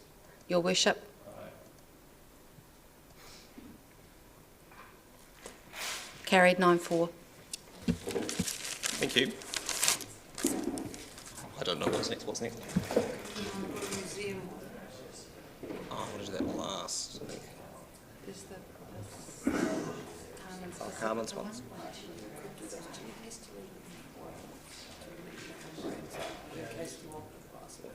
Just want to do it now? Okay. Councillor Houlihan, just forewarned. These next ones are in your name.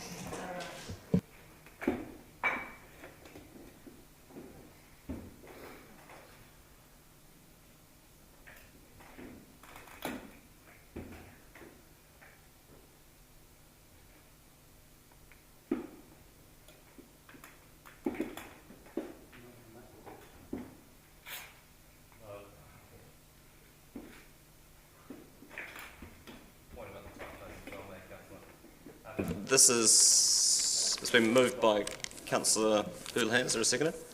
Seconded Councillor Lofiso. Councillor Houlihan. Thank you. Yes, this motion was put forward on reading the submission by the Otago Community Trust, who have asked for an annual fund to be set up for Maori and Pacifica people. We have had the precedent came from the Maori Innovation Fund that currently has 90,000 in it, so that's matched equally at the moment by the Otago Community Trust. So council puts 60,000 for Maori, 30,000 for Pacifica, and Community Trust does the same. Now, it's only early days for this fund, but however, there is a real need in our community, and it is a known fact that in all the statistics, Māori are lower in statistics for child poverty, lower in statistics for, every area for medical health, for succession in schools, and, every area. So a fund like this is beneficial to help give people a helping hand, a hand up and a boost. So I hope people look at supporting this. Thank you. And it's a rare opportunity that, of course, we have Otago Community Trust equaling that dollar. So that's what my understanding is, they're proposing to do that, but we've got that in here as well. That my understanding is they're in support of that. Thank you. Thank you. Further speakers? Councillor Gary. It was evident the night before last when I went to the film Outside the Valley, filmed by two American filmmakers and reflecting on entrepreneurs throughout the world. and our ecosystem here was seen as extraordinary, and in particular 3 sites in New Zealand, but for Ōtepoti, Dunedin, they were extremely complimentary about our entrepreneurship. And in amongst that was the success of Maori businesses, and Heidi Renata was one of those featured, and Georgie, and I don't recall Georgie's last name, the young woman who started the Poi company and has done really well. She's something like she's 16 now. I think she started when she was 14.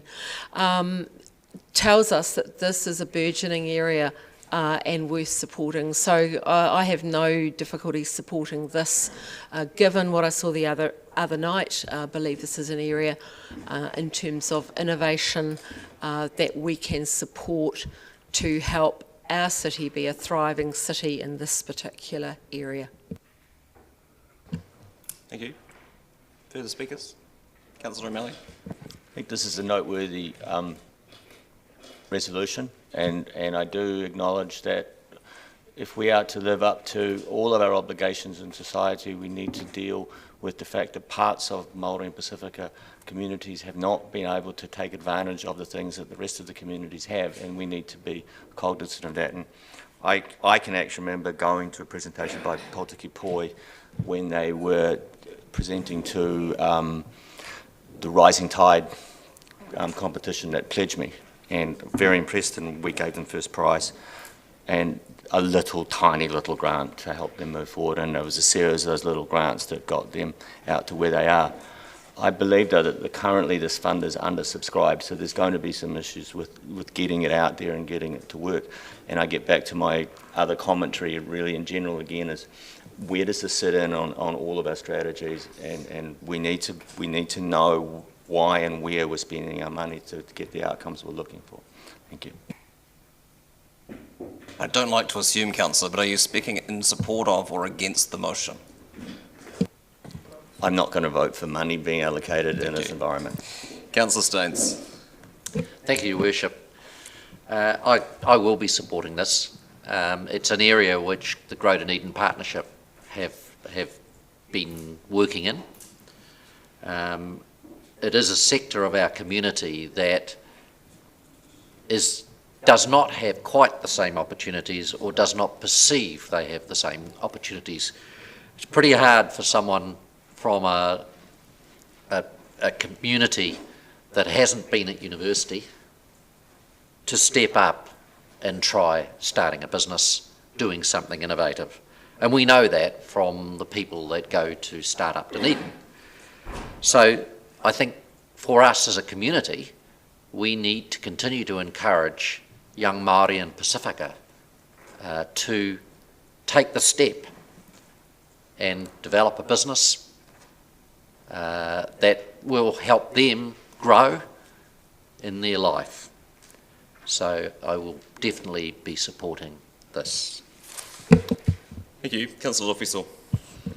Tēnā koe, Your Worship. I'd like to record my thanks to the mover. I personally wasn't thinking of any financial, making any financial motions in terms of the budget overall, because I knew how stretched things are. However, I would just point out what I said to the submitter, that it's important going forward that an appreciation is really taken of how different understandings of innovation and entrepreneurial ventures are from a Maori and Pacifica worldviews. And I would just also note that one of the problems that has already been come out of the inaugural fund, which was set up for COVID response, is that people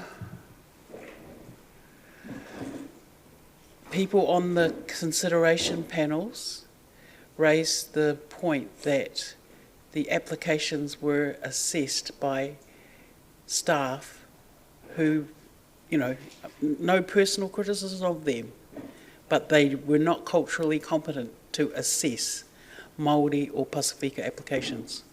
So that's something going forward that needs to be taken into account. So I thank Councillor Houlihan for her initiative, and look forward to more partnerships with the Community Trust, Otago Community Trust. Thank you. Kia ora, Councillor Vandervis.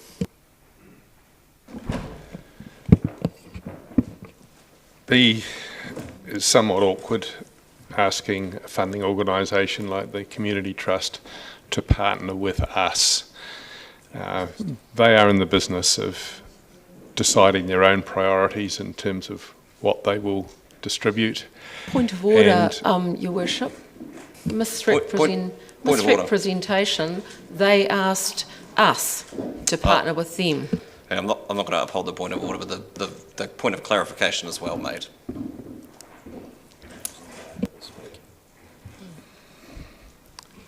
My reading of B was that our staff were to approach the Otago Community Trust to partner with the council. That's what it says. That's what my understanding was, yes, and I find it awkward. Councillor, the submission of the Community Trust, when they came and spoke to us, was that they wanted to do it. We are picking up on their offer made through submissions in writing and in person. Fine. Going now to A, $90,000 for what is essentially an unspecified project, innovation funds, I find difficult. What do we get for the $90,000?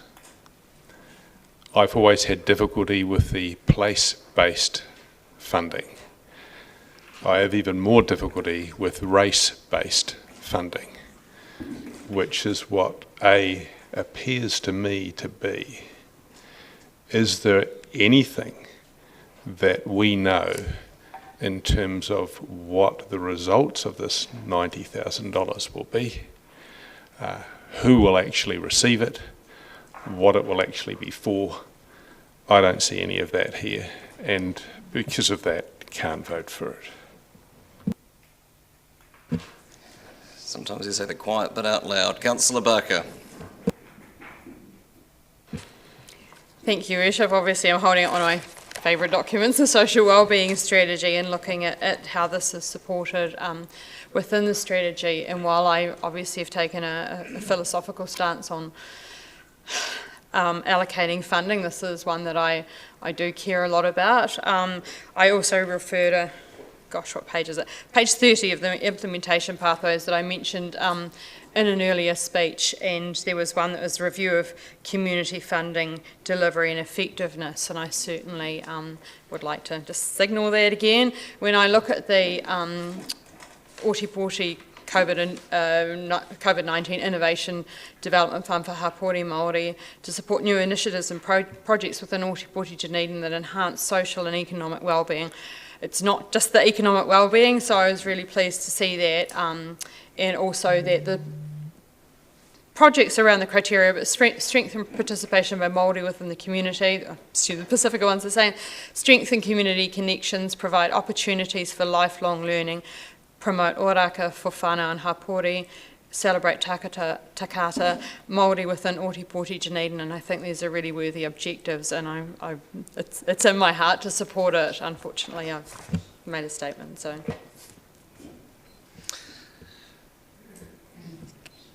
Councillor Elder. Thank you. And I can support this. I think partly because we have been asked by the Community Trust actually to partner with them on this. So it actually is quite good bang for your buck when it comes to innovation funds. The thing is, quite often what we're looking for is an inclusive society, and often people who have historically not had the skills to take up some of this innovation and start-up kind of financing, or what am I trying to say? I just think it's about actually getting people to the table, supporting them with their innovation and letting them run with it. And if we want to be an inclusive society, if we want to be a society that encourages everyone to participate in the well-being and economic well-being of our society, we have to do more for the Pacific Island and Māori community. And so this is about an uplift, this is about creating a support system for that to happen. So I'm happy to support this. Thank you. Councillor Walker. Thank you, Your Worship, and thank you very much to the mover and seconder for this motion. In my mind, it's long overdue, much needed. Shame it's taken us so long to get here. And as somebody who, and also it's worth pointing out point B as well, just to, I guess, clarification around what Councillor Vander has said, but I'm more than happy to take up the generous offer from OCT. I think it's a marvellous opportunity to partner. And as somebody who sits on the grant subcommittee, I just want to echo the thoughts of Councillor Lefiso in urging that the assessment process needs to have cultural competency stitched into it. Otherwise, I think we may be potentially opening ourselves up to a bit of failure here, and I don't want that to happen. And thank you again for moving this. Thank you. Councillor Reddick. At the risk of sounding a bit controversial, I think self-confidence is a significant issue in people that are not pushing themselves forward, and I think it's quite a factor in the reticence of certain parties not to apply for this funding because they see themselves and imagine themselves being measured against these super entrepreneurial people, much as they see on TV and such, and therefore disqualify themselves in their own mind before even bothering to put themselves forward. So I think it's important, to have a channel where they can, anyone can come forward and be measured against their peers and then compare themselves in community with their peers, and I think this fund is far more likely to attract people and build up entrepreneurial capabilities within these two communities, and I see it as being very important.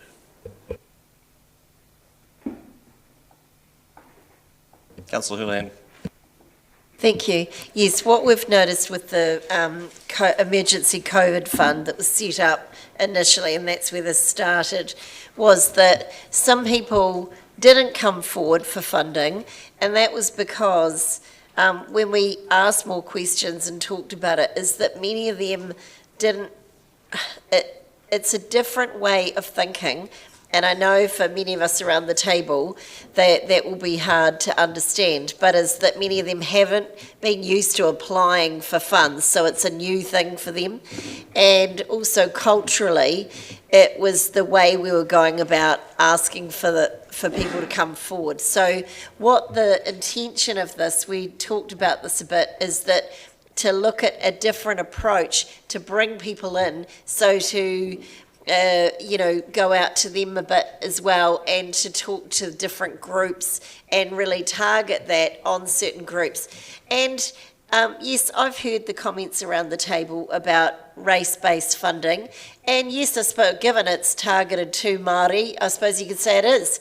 However, what I will say, and I know I've heard this in the community as well, on the community board I sit in, I've heard comments around, more blimmin' Māori stuff. The thing is, yes, there is quite a bit of talk around Māori things at the moment, and the government has been pushing that dialogue as well. And I personally support that, because it's like, to give an analogy of when you're tramping and you have someone that's slower than everyone else. Now, I'm not saying Māori is slow when I say this, I'm not saying that. But what they always say is that you should back up your weakest link and come round behind them and strengthen, and by doing that, you strengthen your team. So you all get there safely together when you work with your weakest link. Now, right now, like it or not, Māori are a weak link in society in the way that they're low in statistics for many things. Now, you can ignore that and you can say, let's just leave it, but that has a wider effect on our whole society. By building up and strengthening people who are our most vulnerable in our community, it has a benefit and an overflow to everyone else in society and in the city, and it does work towards that holistic approach of being a thriving city. So for those who criticise that, it does have a benefit for everyone, not just for Māori. And I just am really passionate about entrepreneurship, and I see a great opportunity to look at, because it's quite a niche area to say innovation around Maori and Pacifica. It doesn't necessarily mean it's all entrepreneurial, but it opens up an opportunity that's never really been looked at before in this way. And I think once again, Dunedin is leading the way by saying, hey, let's do this. And we've got the opportunity to work alongside a funder, which is saying there's money here. It's fantastic. So I put the motion, I'm fully in support of this. Thank you. Always good to be sure, though, Councillor. We've already seen it happen at this meeting. I'll take the vote. All those in favour? Aye. Those against? No.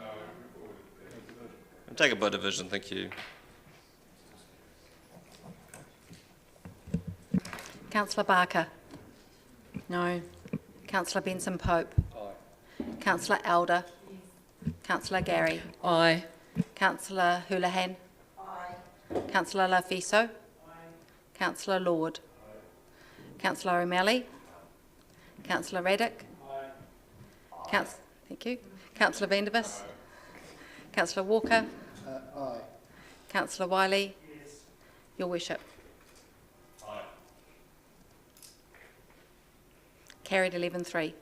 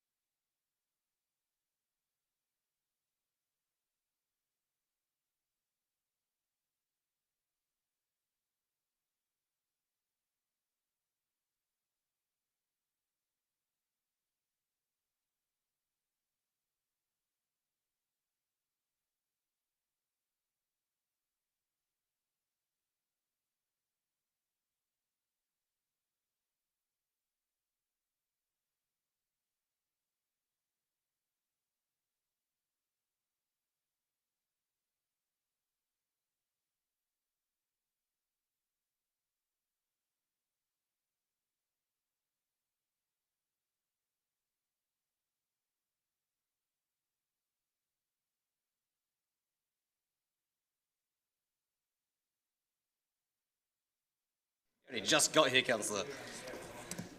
Welcome back. The after-lunch session.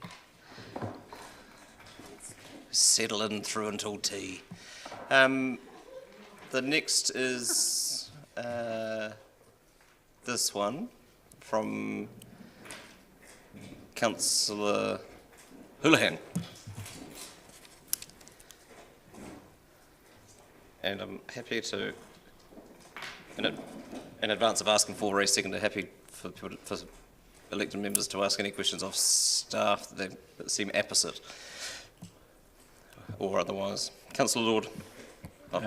If this didn't pass, is there another way that we can engage with Mana Whenua and Marawaka in the case of the Awatere Marae and just see, or is it the best way to do this to just grant this fund? The short answer is we have a mechanism to be able to have those conversations, but this is the last opportunity we have to allocate any resourcing to the outcome of any of those discussions.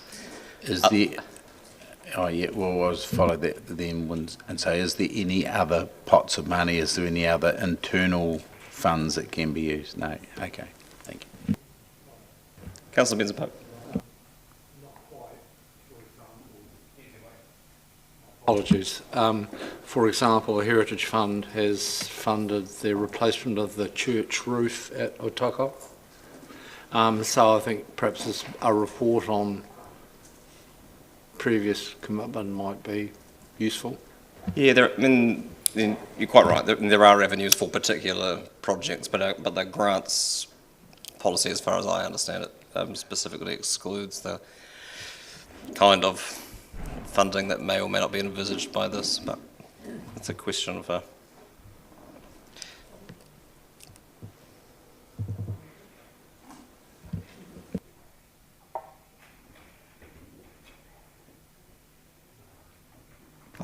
Councillor Gary. I've got a question. Is this for all three marae, or is it for... Oh, okay. We'll get to it in debate. Marae is plural. I mean, it's a response, as far as I understand, to a submission from Araitiuru, but the intention is wider than that, from what I understand. Yeah. Councillor Raddick. There was some talk of including Araitiuru in place-based funding.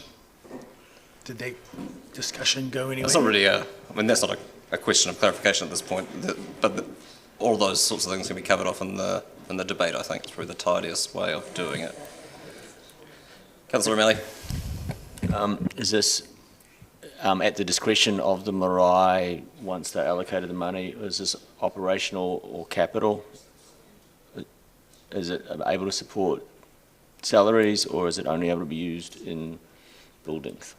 I think that's a level of detail that doesn't exist at this point. It's a function of the budget setting cycle that, were we to wish to spend or invest any money in this area over the next 12 months, it needs to be decided at this meeting, regardless of the level of detail that may have been worked through around how that might work and the degree of comfort elected members would have with that. Is in the hands of the meeting. Councillor Staines.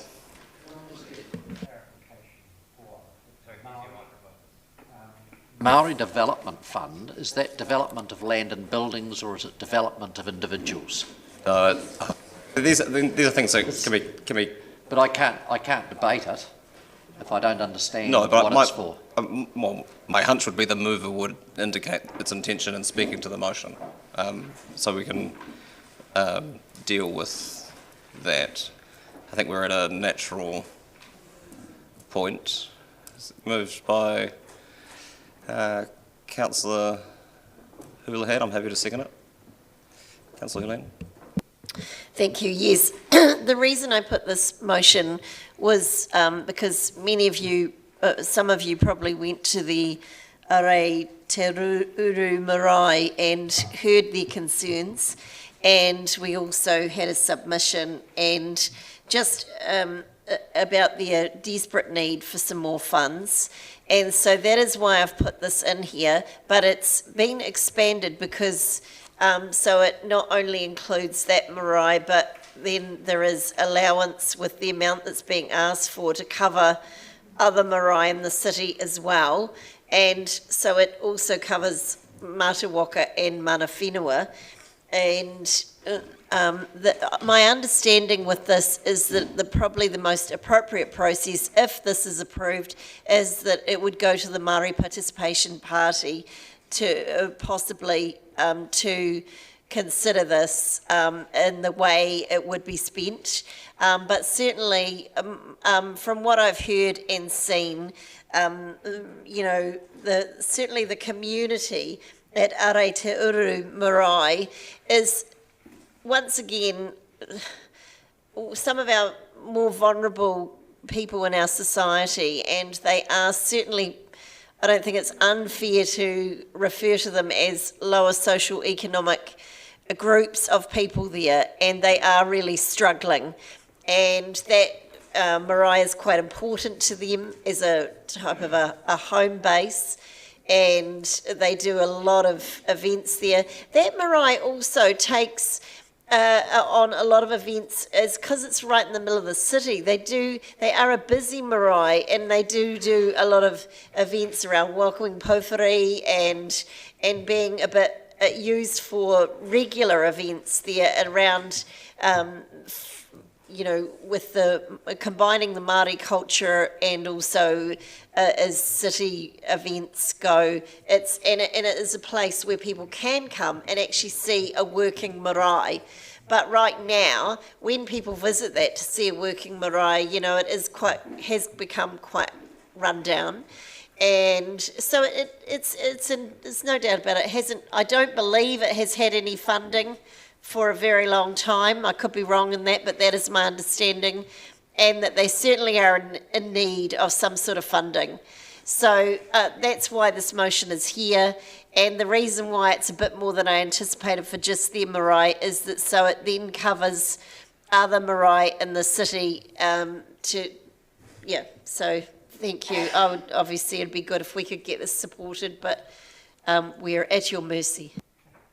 Yeah, thank you, and I'm happy to second this for many of the same reasons and many of the same arguments that were made yesterday about supporting place-based groups in our community. But I don't think it's appropriate to ask whether it's our urban marae or our Papatipu Runanga. I don't think it's appropriate to enter them into the same contestable grants funding process that we use for place-based funding. They are centres of community. They are largely, if not exclusively, run by volunteer effort. We lean on them heavily as a community for as a resource, for civil defence purposes, for cultural purposes, for civic purposes, and we cannot expect that kind of social infrastructure, the social fabric of our community, to exist on the back of volunteer effort.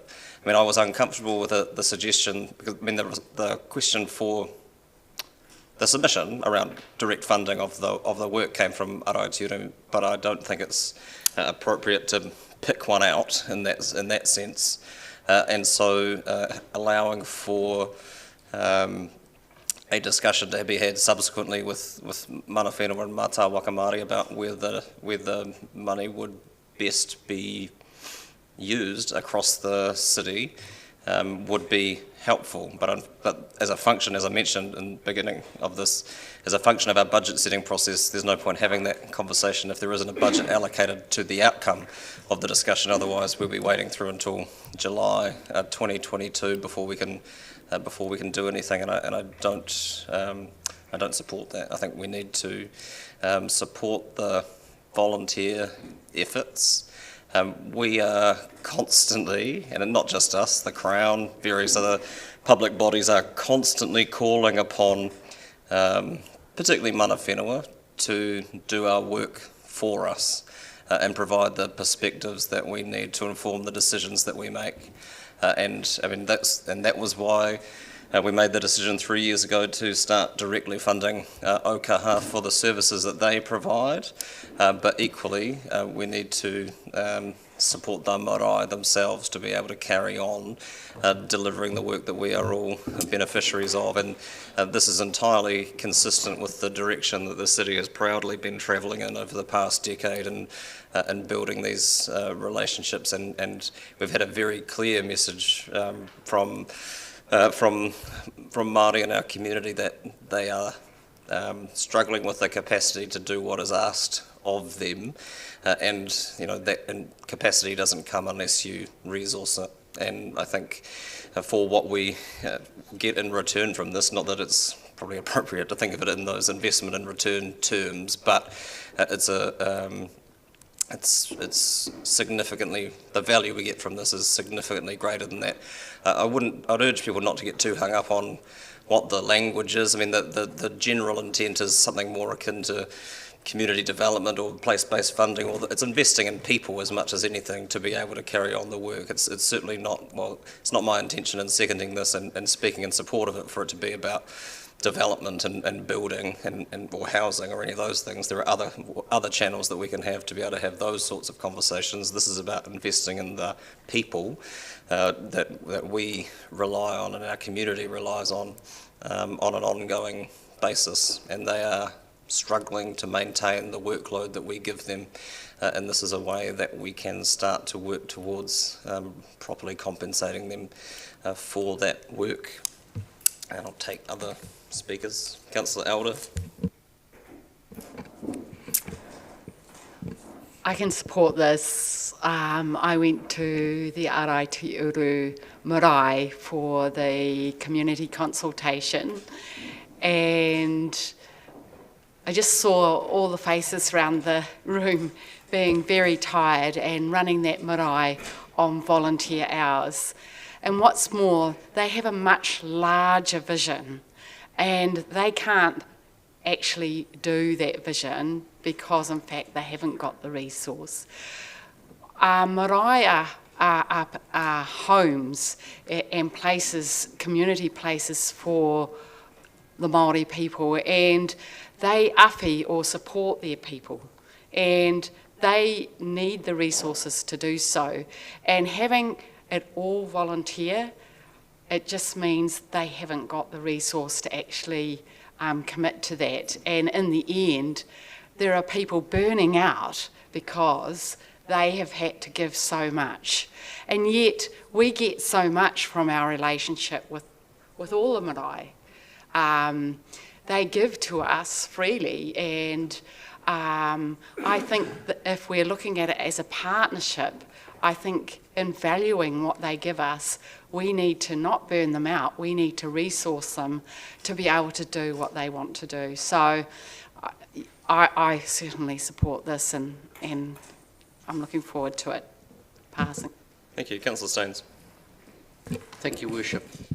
It's a pity, perhaps, that I hadn't known about this grant prior, but it seems to me that we have created a Maori and Pacifica Innovation and Development Fund, and I think it's pretty clear we need to look at the criteria for that and the means of assessing applications.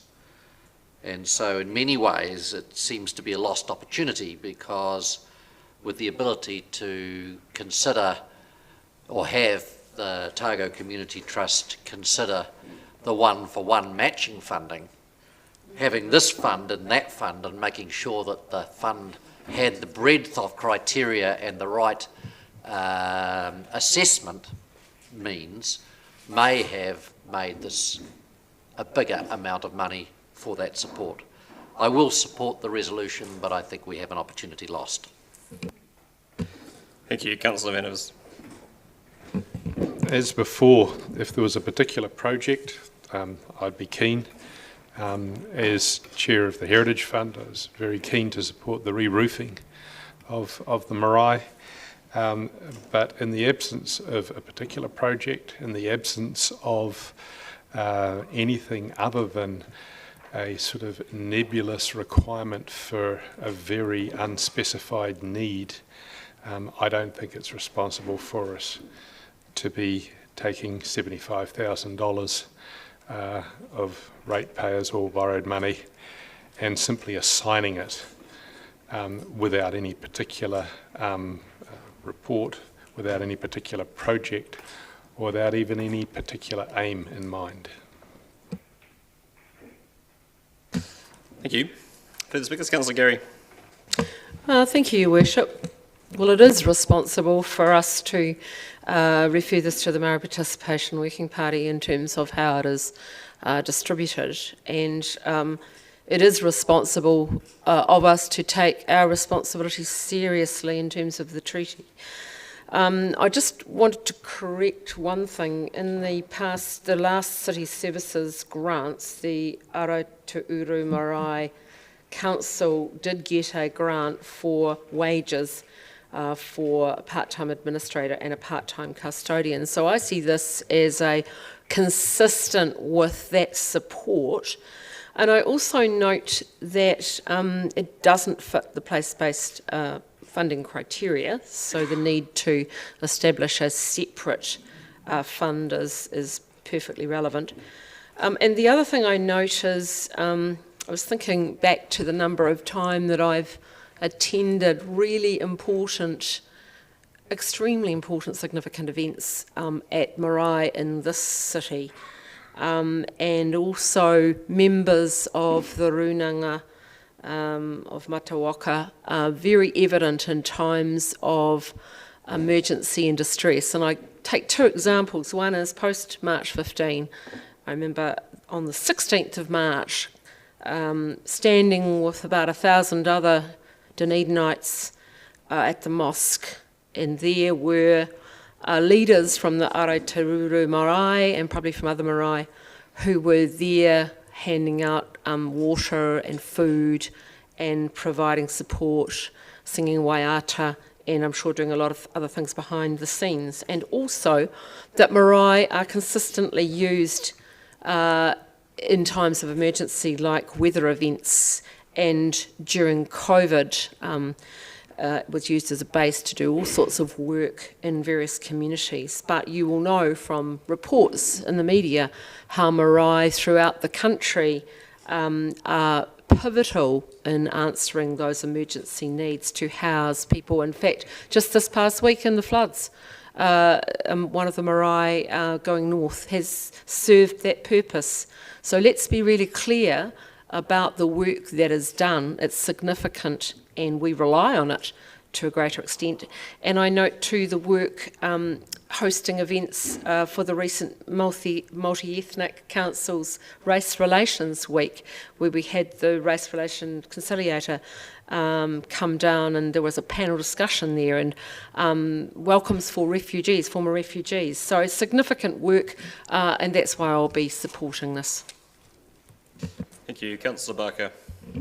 I think my stance on supporting with monetary support is well known. I do go to Aratuuru Marae every week, and I have been so for 10 weeks learning Te Reo Māori. So I have had many talks with the leader there about the access to funding and the challenges that they have with just even filling out the forms to get the funding. And I see firsthand the struggles that they go through. I also see the amazing manaakitanga and the hospitality that they're exhibiting towards us, towards all of the other people, as Councillor Carey mentioned, towards the Dunedin Multi-Ethnic Council.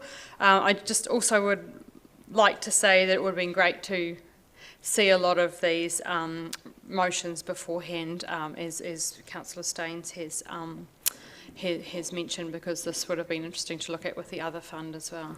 Thank you. Councillor O'Malley. Thank you, Worship.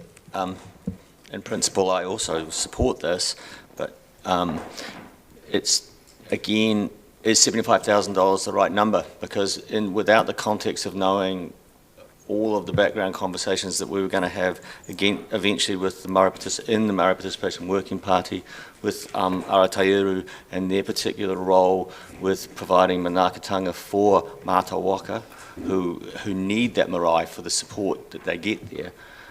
We don't know if that's a big or a small number. and I'm pretty confident based on the speeches it's going to come through. And again, I acknowledge that we need to start somewhere, but it's been 3 years since we last had a hui out there, and it gets my point again. Nothing happened much in that 3-year period, and then we get to this, and we have we have people come to us, and this happens all the time, that we get different groups, not just Aotearoa in this case, different groups come to us, and they don't get into our system until somebody throws up a budget item and now they're in our system. We've got to do something that we capture people in between so we don't have a 3-year gap and then have a crisis or have to face the idea that it will be another 3 years because of rigidity in the budget system. Because it is a rigid budget system. This 3-year cycling of 10-year plans is imposed upon us by central government as a method of budgeting. And it causes, I think, aberrations so that we end up either not engaging or we end up putting a number up which we think is about right. But as we've just heard, 2 items, they don't really have overlap in my opinion, to be honest. They just had the word Maori in them, to be honest. But because this is about running a marae and the other one is about business development. But they still, there's confusion around the table as to what this $75,000 is going to be allocated with by council members through the commentary, which means it's not supported by the level of documentation and buy-in, and therefore documentation to define the buy-in that we really need to have. And so, I'm voting no. Thank you. Just by point of clarification around the budget setting, the legal minimum is for us to undertake this process every 3 years. There's nothing stopping us from making amendments or going through that process through the annual planning process. It's only the requirements that have changed, not necessarily the scope of what we're allowed to do. Are there any further speakers? Councillor Houlihan? Thank you. Yes, yes, you're correct. There's 2 funds, but as Councillor Melly said, the only thing that's similar in them is that they have the name Māori, because the Maori Innovation Fund is quite different.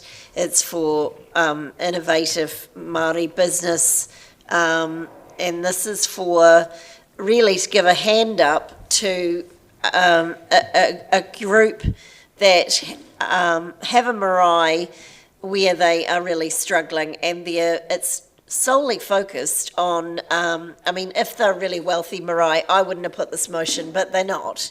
They're a marae where the people who go to that marae are lower socio-economic, probably, sorry to name an area of the city, but I think it's fair to say quite a lot of them feed in from around Brockville and other areas, and they don't have a lot of money. They're really hard done by, and that's reflected in you know, certainly they've come and submitted to us as well. My initial submission was just for the Aotearoa marae because they'd made the submission, but it was made very clear that other marae also could benefit from this, and it also means that we contribute the funds across mana whenua and Matawaka, but mana whenua definitely have a need for resources, and as the Mayor explained, they certainly do a lot of things liaising and engaging with us that cost them time and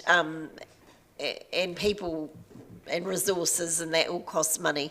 So my reasoning for this is to build stronger relationships, but to mainly give a hand up to a community group that have this as their marae, it's their home.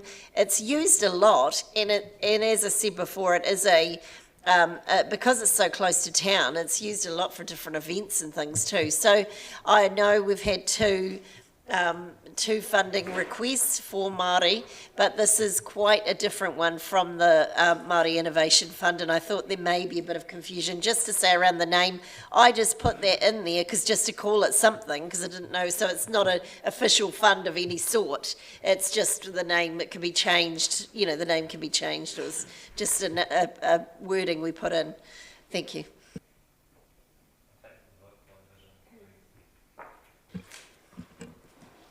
Councillor Barker? No. Councillor Benson Pope? Aye. Councillor Elder? Yes. Councillor Gary? Aye. Councillor Houlihan? Yes. Councillor Fiso? Oh, sorry. Councillor Lord. Councillor O'Malley. Councillor Raddick. Councillor Staines. Councillor Vandervis. Councillor Walker. Councillor Wiley. Mayor Hawkins. And it is carried 10-3. I understand the next one is related to the museum, of which Councillor Staines and I are governors.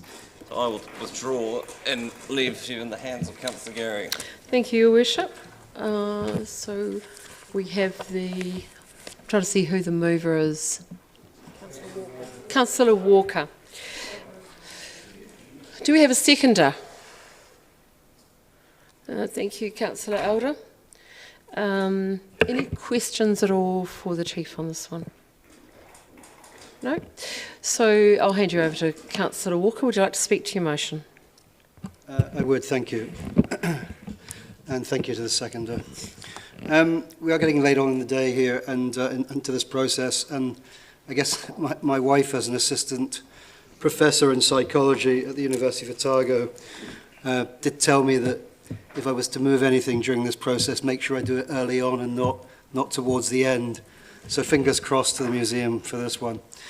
All of you would have read we've had, in the course of this process, just over $24 million requested from submitters during this LTP process, and nearly 30% of those requests come from one organisation, the Otago Museum. If ever central government should come to the party to better support anything, it's this incredible institution, an institution that I know all of us around this table are extremely proud of.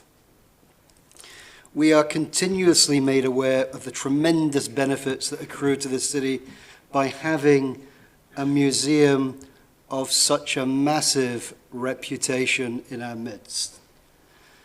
So I don't need to sell you on that. But unfortunately, we are simply not in the position to give the museum $7.2 million. Wish we could.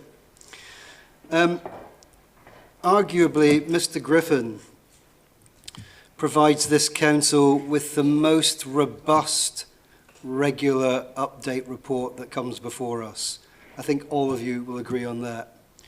But probably, like most of you, it hasn't gone unnoticed by me that he rarely reports to us without highlighting the extreme financial pressure on one of our premier institutions.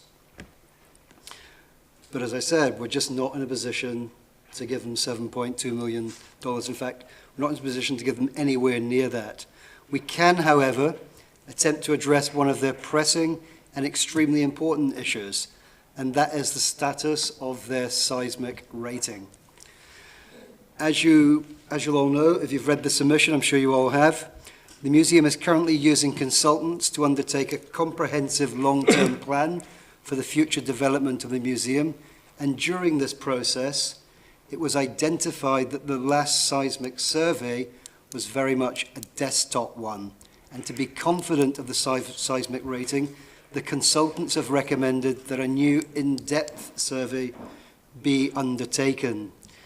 And again, you'll note from the submission that it is essential that this work is completed to ensure the seismic rating is correct prior to any redevelopment work being undertaken, and to be confident of the collection and visitor safety.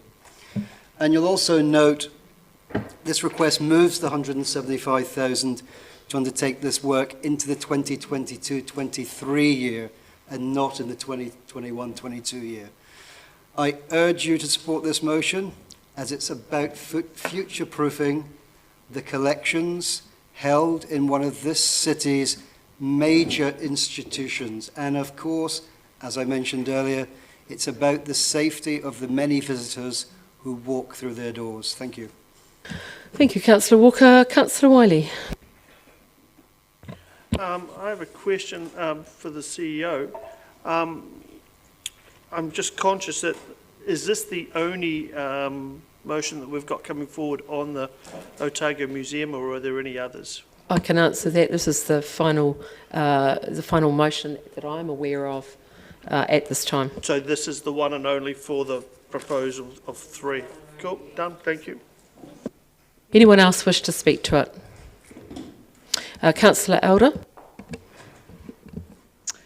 One of my favourite places, the Otago Museum. Every holiday, I took my 4 children down there, and we spent half a day there. And after that I was exhausted, so we went home. But the facility itself is absolutely top class and amazing. And now that Tahura's there, I've got grandchildren now, and guess what? I'm spending half a day there again.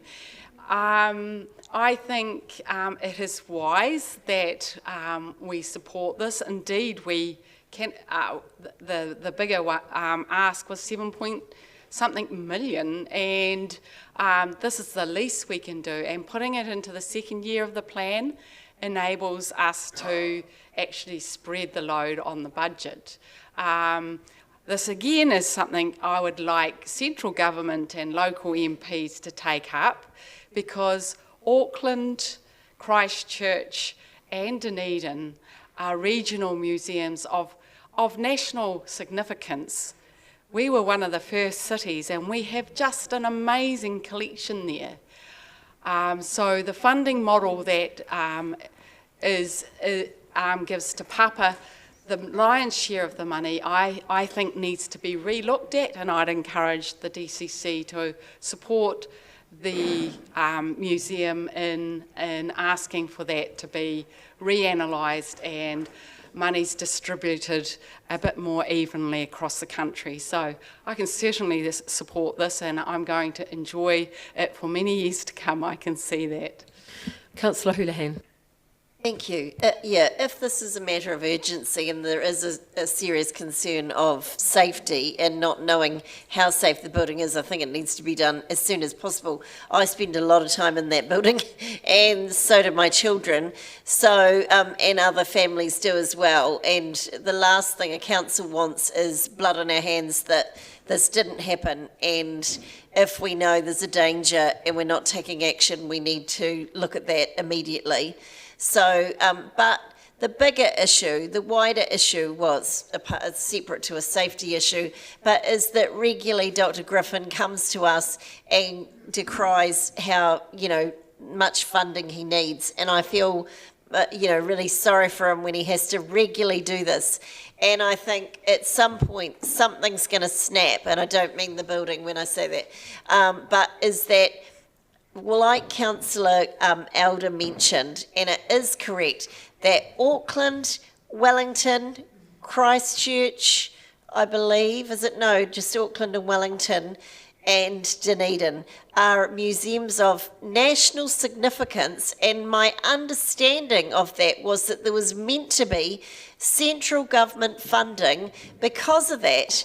Now, I think the museum definitely does get some funding, but it doesn't get enough. It never gets enough. He is regularly asking for more money just to run his business, and forever asking his staff, as I understand it, to make funding applications. People who are curators or historians or researchers or, museum experts should not spend their whole time making funding applications. They should be able to get on with their job. It is not on in today's world, but the problem is everybody's asking for $1, and we can't. The truth is we can't give to everyone. But the government has to sit up and take notice of that.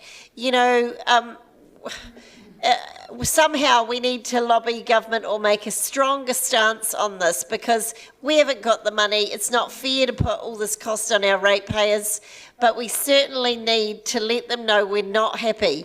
We have two councillors around this table who are supported by political parties. Surely they've all said to us in the past that they can talk to colleagues and try and make some difference around the table. Let's see that happen, and let's make a difference and make sure that Dr. Griffin doesn't have to keep coming to us all the time asking for money. He deserves to have enough money to run this museum properly. It is a world-class museum. He is amazing. If you ever follow him on Facebook, the things he does on astronomy are incredible and so interesting. And, he's such an interesting and talented man. So we need to get some action on this. Thank you. Councillor Vandevas, it's your turn. I agree that we need to get action as regards the Otago Museum, and the action that's required, as I understand it, is they need a 4% increase in their operational budget simply to pay the wages and keep people going. That is where I think we would get the best bang for our buck, as the phrase goes. I'm not convinced that $175,000 on seismic testing is a high priority. You could say it was a high priority of every building, every old building, especially in Dunedin. The university could spend millions doing similar things, and we could do the same. To me, this is a one-off without real justification. Yes, the museum needs more support. No, this isn't the area that it needs it. Can I just check, Councillor Barker, did you have your hand up earlier to speak? Could you now take your turn? Thank you.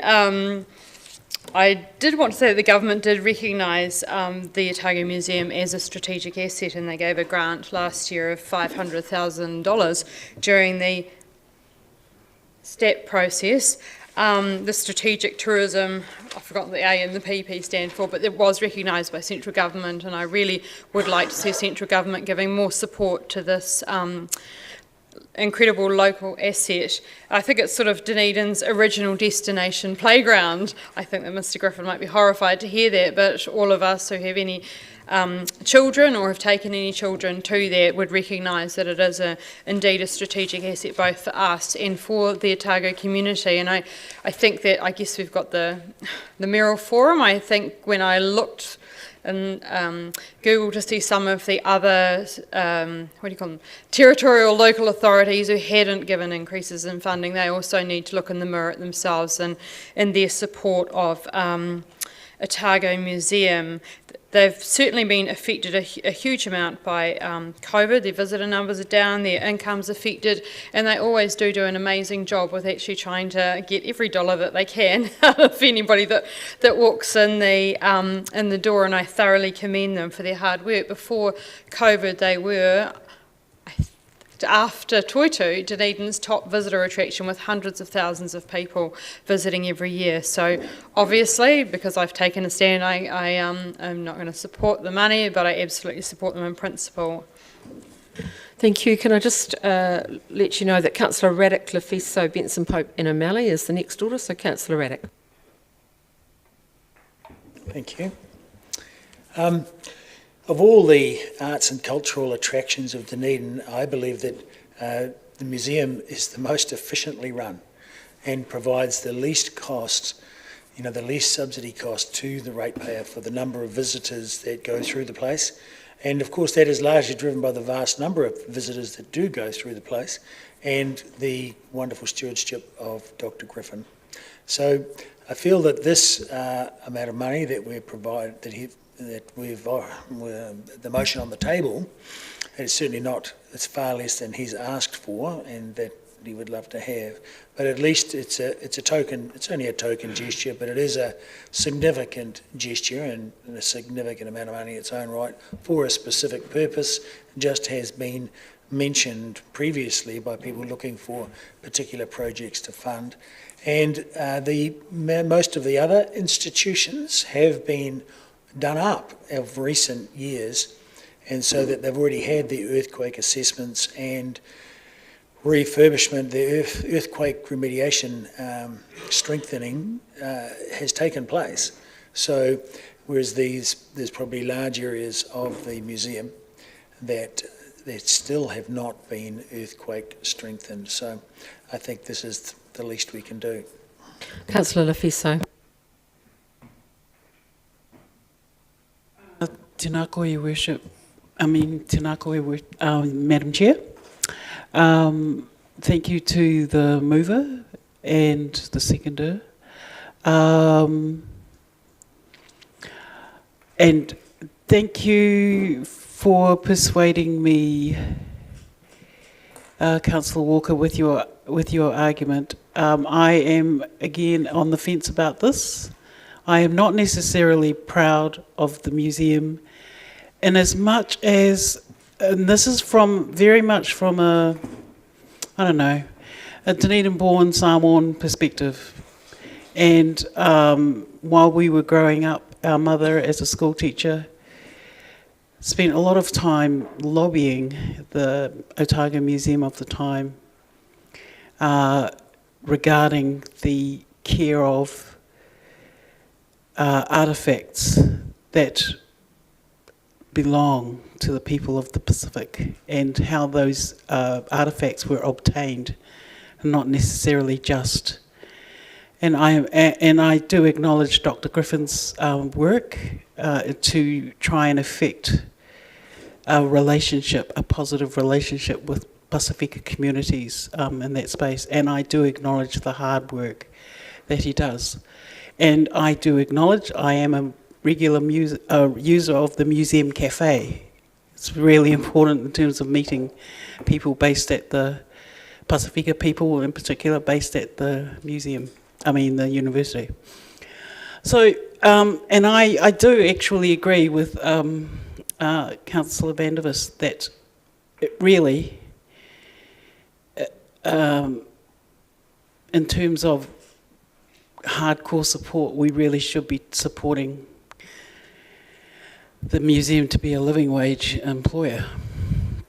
However, we know that that's an eye-watering amount that we just can't reach. So I appreciate the strategic nature of this amount. So I'm going to be supporting. Thank you. Thank you, Councillor. Councillor Benson-Pope. Thank you very much, Madam Chair. I'm broadly supportive of this sort of work for our buildings and others in which we have a responsibility. Councillors will recall, though, that on this year and in the previous annual plan discussion, I did ask the Friends of the Museum, when they came with a general funding request, if the same request was being made to other contributing local authorities, some of whom behave with less integrity than we do, shall we say. And I'm wondering if we do have any information about whether a request of this kind has been made to those other local authorities or not, and if not, we could perhaps encourage Mr. Griffin or his people to do that as part of their similar process to this. No, I still have Councillor O'Malley. Thank you. Thank you, Madam. I actually am conscious of what Councillor Vandervis said, and in terms of the long-term stability and position of the museum, I think we need to look at our contribution to its operating budget. Probably more than this. This is a decent amount of money.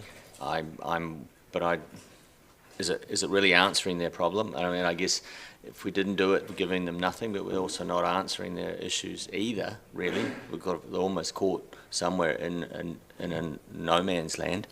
And I also wonder whether or not we could look at the constitution of the museum itself, because we are by far and away the bigger contributor. And to follow up on Councillor Benson-Pope's commentary, I would actually argue that Queenstown Lake District Council may wonder what their link is to the Otago Museum when it is so far away.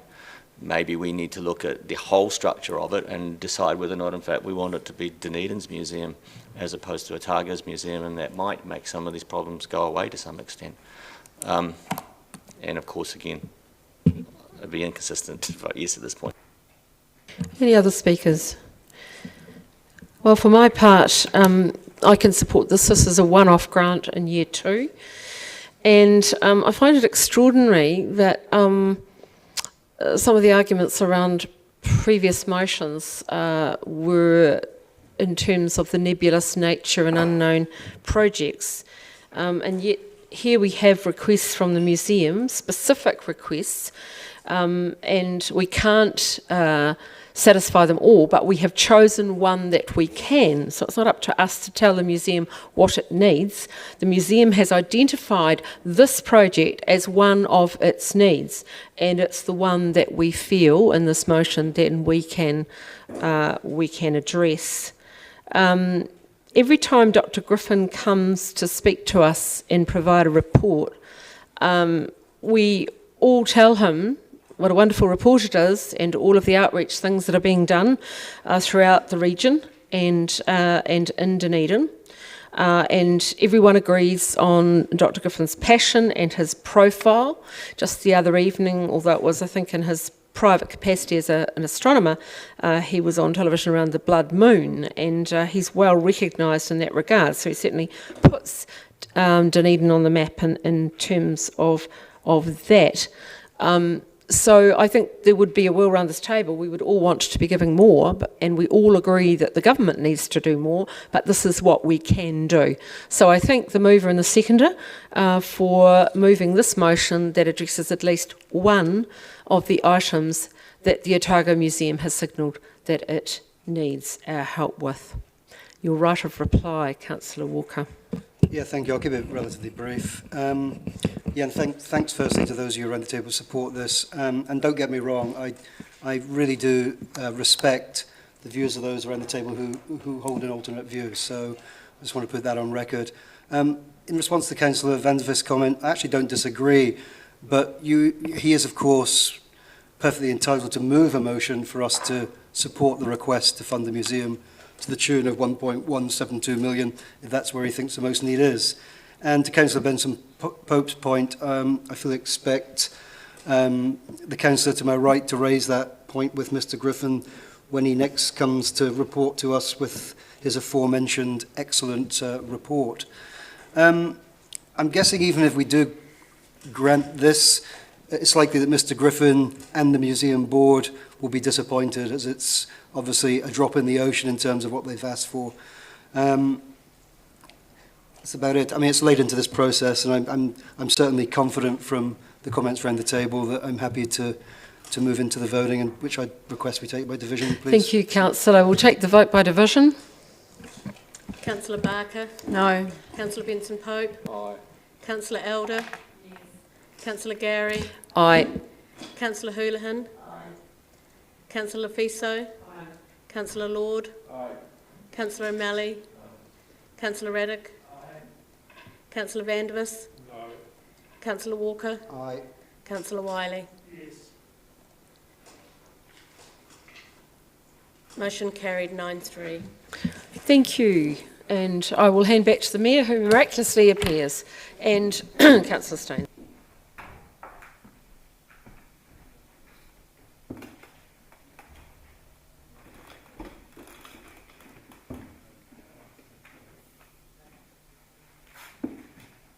Thank you, colleagues. That's the end of all the funding request resolutions that we have. Do I need to note this? No? For the move on. Okay, item 17. 10-year plan 21 to 31 requests for new amenities and projects.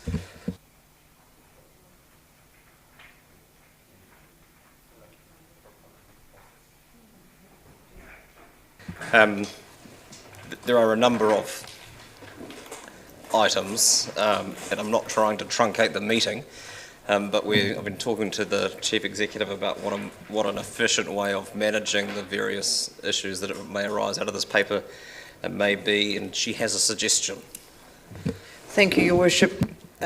You'll see in the paper there are a range of staff comments which show that a good range of the matters are covered in the plan or covered in work programs, but there are a number that aren't. My suggestion is that, and it is only a suggestion for the meeting to consider, rather than resolving and then going through each item where one or other of you might have an issue in having work done or reports done, that you simply flag them, we build a list, and I will bring back a report in the round to Council at the start of July, or probably in July, saying what would be involved in each of those, if it's a report, so that you could get a sense of the work required and then make decisions at that point, because none of the ones in the amenity thing should at this point involve funding, apart from staff time, which clearly comes at a cost. So that would be my suggestion, is we just build a list and then we will consolidate an approach to them in the round so we can get a sense of what work's involved. Councillor Benson-Pope. That sounds very sensible, but I just have a question to get my head around what you're suggesting. You said none of them would involve funding, but for example, one of the amenity ones I spotted earlier relates to work at Harwood, the work to protect the seawall on those two exposed streets. So you're suggesting there'd be no capital funding involved, but a report, we could ask for a report to be provided about the implications of that sort of job. Or you could say that's an item that you would like more information on potentially, and we would bring it back in a consolidated report, because I'm conscious already that you've made some resolutions requesting reports. Most of them fall in up in the parks area of the budget, I think. That'd be right, wouldn't it, Rob? A good number. And so I would like an opportunity to bring back all of those reports in a consolidated way, and all of any other requests you might have, so we can look at how they fit in our work program, given that we've got already the strategic work program that we're doing, as well as a range of other reports, as well as business as usual. Right. Can I just follow up, please?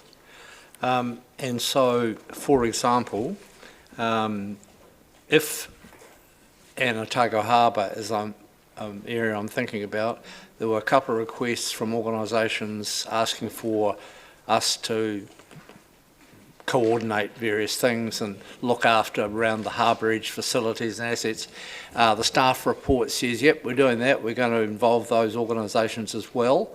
Would we need to flag that, or is that just going to happen as a matter of course? So that where staff have made comment that things are underway, that is happening. Okay. This is for areas where you think that the staff comment doesn't adequately cover, or that there is staff saying this isn't being done, for example. Councillor Barker. So I had a couple of questions around trees and berms, and then bricks on footpaths and the octagon, and whether the octagon was under the George Street upgrade, and some stuff about sea lions. Do you just want me to rip them off and bring them to you? What's the process? I'm comfortable with, I mean, given that they're not, none of these should have implications for funding because they're not funding requests. They don't need to be agreed or approved at this meeting where we need to sign off that budget. So I'm comfortable with there being, with elected members being given a deadline effectively to send stuff through to staff to be included in such a report. I wouldn't want to determine when that deadline might be. Councillor Benson-Pope. Third time lucky, if I may. The question I raised yesterday around things that might need to be referred to others, in this case Wakakotahi, and there are two requests that strike me. One is safety issues in the main street of Waikoiti, and another one is in relation to the turn-off, concerns about the safety of the main turn-off into Ellington Township. How do we deal with them? I am lucky that Sharon has returned today and she's made it back safely from Christchurch, so I will work with her and then we will go through the decisions that Council has made today and come up with a plan for how we progress all of them and report that back. Councillor Vandervis and Councillor Elder. I was very happy with staff responses, which in all of my years on council, I think have been the best that we've had, and I would like to congratulate them on the submission process generally. To me, they were considered, sensible, and I couldn't find issue with any of them, actually. I do have a question, however, and that is the idea that none of these decisions involve further funding.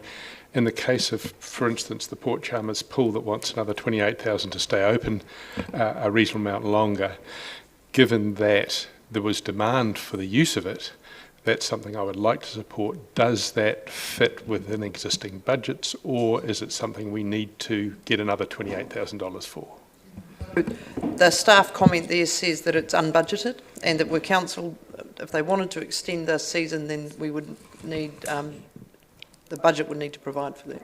Okay, I would want to, in the event that there was evidence in some report or even some comment that there was real use, that it was really going to be used for that extra time. So what do we do at this point? Well, and we've had questions asked about the length of the season at St Clair over time. I think a sensible option would be to include in the list of amenity requests, a request of staff looking at the implications of extending the season or the justification for extending the season at any of our seasonal aquatic facilities, for example, or those two in particular, or something like that. And I'd be quite happy actually for the decision to fall with the Chief Executive if she felt that there was going to be sufficient use for just to do that. I think the process suggested is the most constructive one. So anything that people want to flag, whether it's your sea walls or your swimming pools, and then we'll get responses back from staff in due course. And if those aren't adequate, then we can be more directive should we choose to. Well, there's no. We would still need to note the report in it, which reminds me that probably says the same thing on the previous item. No, it doesn't, because we dealt with them individually. So we would still need to note this report, because it's been presented to us for noting. But Councillor Elder. I'm quite happy to, if possible, just email some of the stuff through, because if we're not actually making decisions on it now, then I'm quite happy to do those queries outside of this meeting. So I'm happy to say that.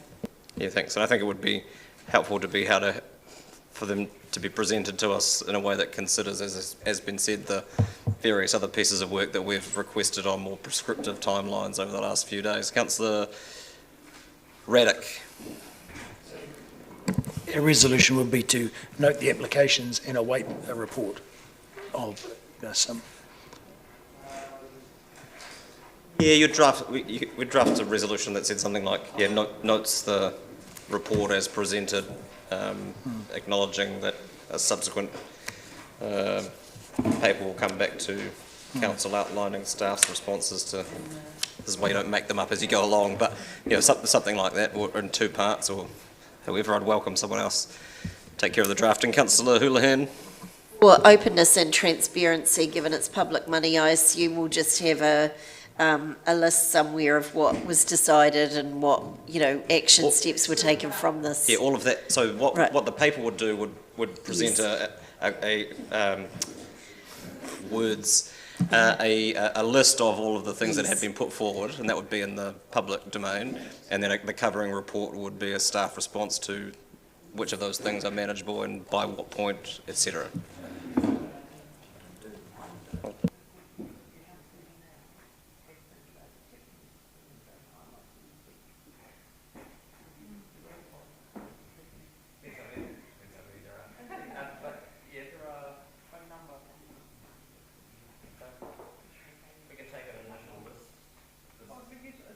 Useful to get a sense of how many things outside of what there are in the staff comments councillors would like follow up on. Because you're expecting to have those debates now. And Councillor Barker. Jenny can write them up, maybe.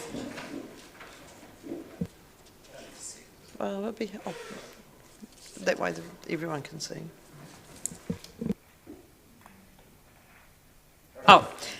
I just mentioned that mine were around trees. It was page 268, and I just wondered what the annual budget was for tree planting, was one of my questions.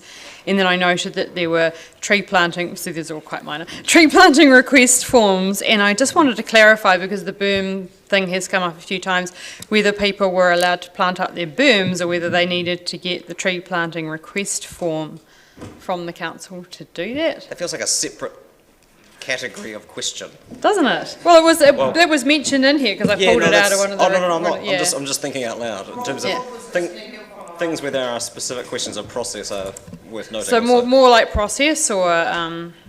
But we'll take them all now and sort them out later. That seems to be the approach. Are you getting them, Sharon? Okay, let's move to page 277. I've only got 3, so I felt that the staff responses were amazing and they covered so much. It was fantastic. Just a question around one of the answers where it said that the bricks on the footpaths in the Octagon in Central City are a health and safety hazard. It talked about uneven and slippery and old people and upcoming ice, etc. The staff comment said that this would be part of the George Street upgrade, and I just wanted to clarify whether the Octagon is part of the George Street upgrade or not, and what is the process then for getting these bricks fixed? So there are some bricks in the Octagon that are trial bricks, and so I've raised that, funnily enough, with the GM infrastructure last week, because I think the trial was meant to have finished some years ago and they've remained in situ, and so there'll be some work done on those, notably the ones in front of this building, which are very slippery. And then the George Street project is being looked at the minute, and there'll be a report coming to council, I think, about scope and whether or not the Octagon will or won't be included in that, just in terms of timing for how things are linked together. Okay, thank you. My third question was on protecting sea lions from cars, and there's been quite a bit of correspondence about this, and I just wanted to check that the submitter, I see that there's action on it, that the submitter was also pointed towards the Dunedin destination plan as part of their advocacy for sea lions. I can't answer at that level of detail, I'm sorry, and Sharon doesn't know. We can find out. Allenton. Hold on. Can you use your microphone? Sorry. Do you want me to find the number? But multiple requests in respect of the main access road to Allenton, which is the road before the airport turn-off. And the suggestion is there should be a slip lane there, and it's a Waka Kotahi issue, but it's obviously a safety issue. And the other one was the request from, I think, the community board or individuals about pedestrian access and other safety improvements in the main street of Waikawaiti. And then the matter I referred to of the Peninsula Community Board's request in respect of Harwood and those 2 streets that are being eroded. Councillor Reddick. Just tell us if we need to slow down at any stage. Further to Councillor Barker's comment, has there been any recorded instances of cars hitting sea lions and the converse? Have there been any recorded instances of sea lions attacking cars? I don't know if it's going to be the most useful use of time asking questions of the things that people are raising at this point. I think, and chances are we're not going to know the answer either. So the best use of this opportunity is for people to list things that are in the report, as you may have anticipated raising them as part of the report, and then responses will come in due course as opposed to at this meeting. Councillor O'Malley and then Councillor Gary. I just want to follow up on Councillor Benson Pope's request about Allenton and Waikawaiti. It's true that the road is Waka Kotahi, but I'm also pretty sure that we have a role to play there. I'm surprised at the answer that is just the Waka Kotahi. Can you tell me what page or line, a submission number? Something would be helpful. Just so we're clear. The Waikawaiti one is maybe I'll get the councillor to find Okay, out. fine, thank you. But if councillors do have a submission number, that would aid our process. I will definitely get back. Councillor Gary. Thank you, Your Worship. My first question is one I raised earlier in the process, which is, I'll give you an example, 82, which is sand mining, and it's not an activity that is regulated by us but by ORC. And my question is, will the person who made that submission and asked that question be advised of that in a response? And it's maybe Sharon who can ask that in. No, I'll answer that because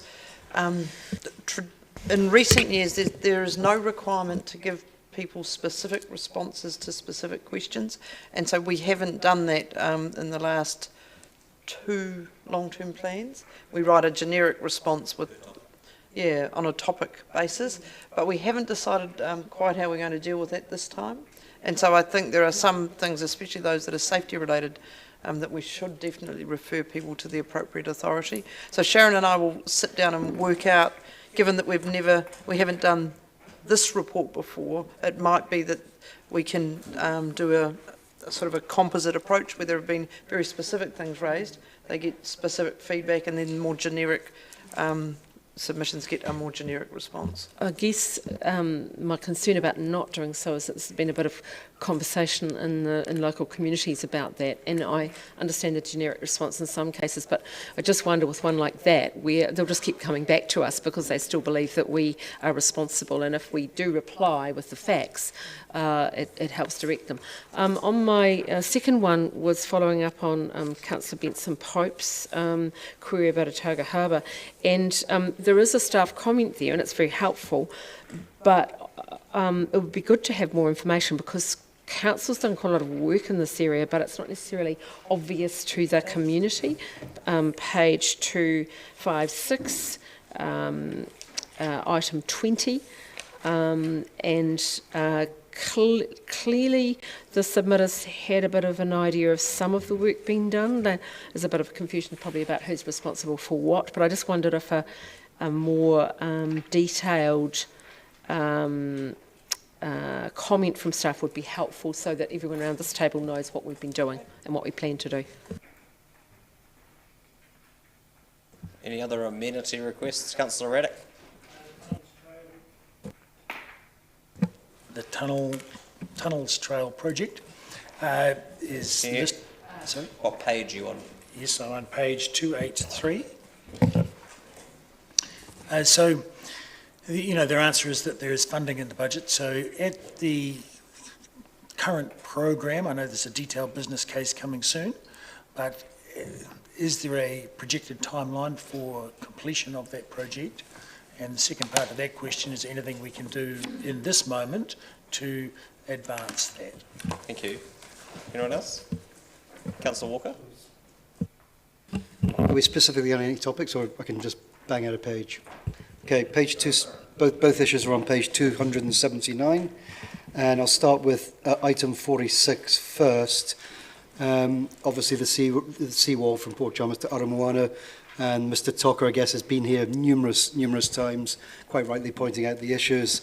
And the staff comment, of course, quite rightly, is that lifting the road is not provided for in the 10-year plan, maintenance provided for. If you recall, Mr. Tucker raised concerns around, or he pointed out there was just certain pinch points. He wasn't talking about that whole road, which certainly doesn't need lifted, but there are certain troublesome spots, and I know he would be, and I'm prepared to take advice on how we move with this, given some guidance on what we will do down the line to just look at those small sections where those points are. And so it's not about the phenomenal cost of lifting the whole road, but mitigate. Addressing the stress points on that. Correct, road. yeah. Correct. So, thank you. Yep. And the second one is point 48, and relates to Mr. Weatherall coming in from the community board, and he's talked about it a number of times, just that road verge between Westwood and Ocean View, which the suggestion is it's quite an easy fix. I'm not an engineer, but it would be good to see the viability of getting that little section done, which doesn't appear to be a great engineering task. Thank you. Thanks, Councillor. Councillor Barker. I just have one more, and I'd put forward a motion about it because it was sort of a project, it's not an amenity request, which is around the Seniors Climate Action Network 17-page plan that was part of the submissions, and I looked in the submissions and I couldn't see a staff reply, but they've basically given us this amazing gift of a ready-made plan for climate change, for carbon zero, etc., etc. And I just wondered how we were going to respond back to them and whether they were able to work with our policy team on our plan. Yeah, thanks.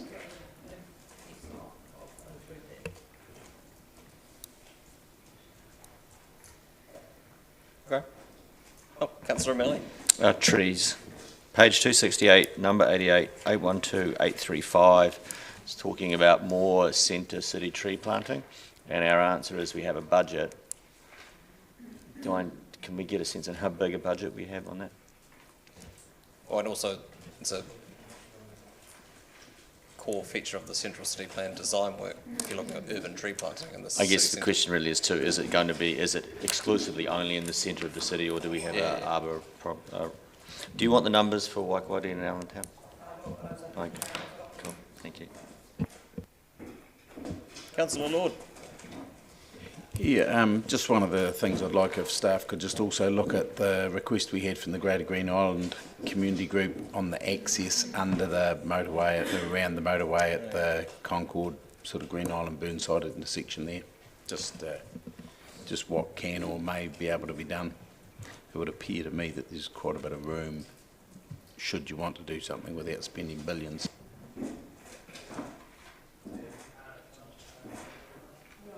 No, that's fair. Just one further one, number 1 on page 269. And there is a staff comment, but it doesn't go much further than that. I wonder if there's any ability for staff to work with the Pacifica community around that community space in an existing venue, whether there's any kind of collaboration that could occur to explore that, and whether we could get some feedback on that from staff, given the importance of it. Councillor Walker. Sorry, just to assuage my paranoia. Page 265 around the request for the potential extension for the swimming pools at both Port Charles and Sinclair. I mean, there is strong anecdotal evidence that certainly opening till Easter holidays would be fantastic. So just noting that, great, so I'm just, okay, you did. It's Fen.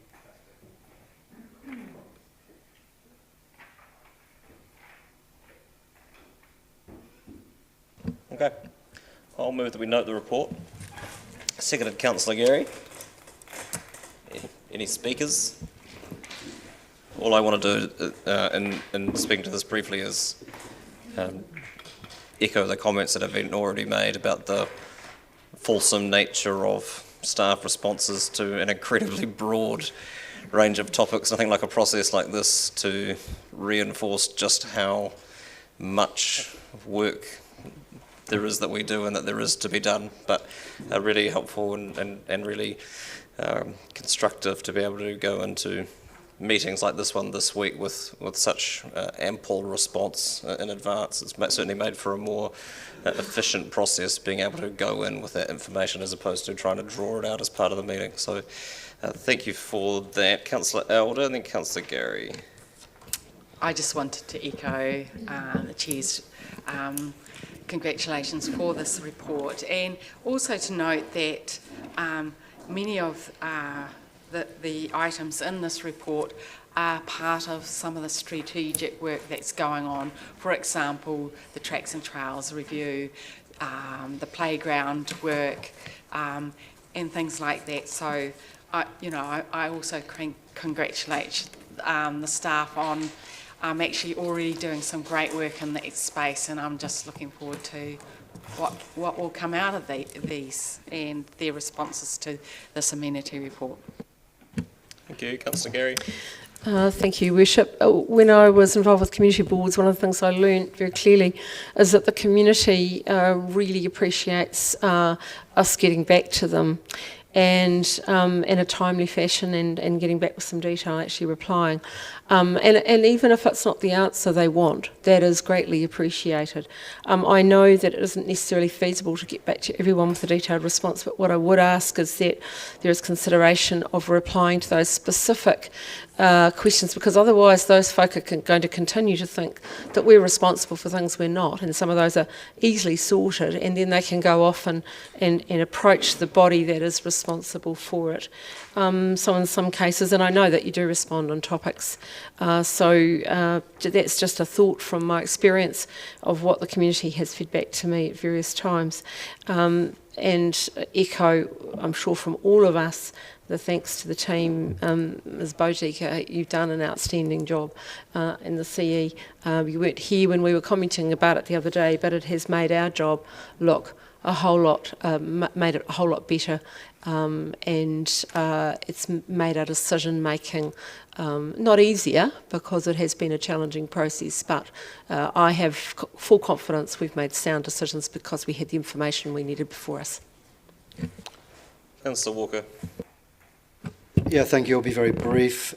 Just again, echoing the sentiments that have just been spoken, and I haven't got the power to give a huge enough pat on the back to everyone in this organisation who's been involved in putting this together, from the CEO right down, and I'm sure on behalf of all of us you can express those thanks. And having spoken to some councillors during this process about how it was run previously, I am very, very, very, I feel very entitled and privileged to be part of this process and not previous processes, and hats off to you guys who've been around here quite a long time, having done it in the past without this. Thank you. Yeah, straight from the Councillor Houlihan School of Flattery. Councillor Houlihan. Oh, yes, since you mentioned it.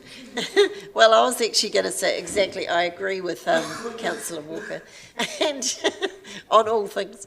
But I just wanted to say thank you as well, particularly to our CEO, Sandy Graham, is that as a first-term councillor, I remember going into the first annual plan, it felt like chaos for me. It just felt like, oh my God, what are we doing? You know, I felt so unsure of everything.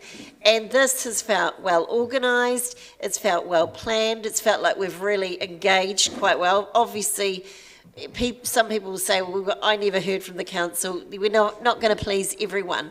I also feel we've listened more to the community because they've been able to submit, and the fact that we've been, in our last annual plan, I think we only approved maybe one thing in the budget or something, or none. I mean, there was hardly any, because things were really tough, and things are tight here as well. But we have gone through and we have approved a lot more things at the moment. Obviously, the whole budget has to be set yet, but I hope that our community appreciates that we've done that, and obviously at the end of the day they will be the ones who pay for it in the rates and the way it comes down in the end.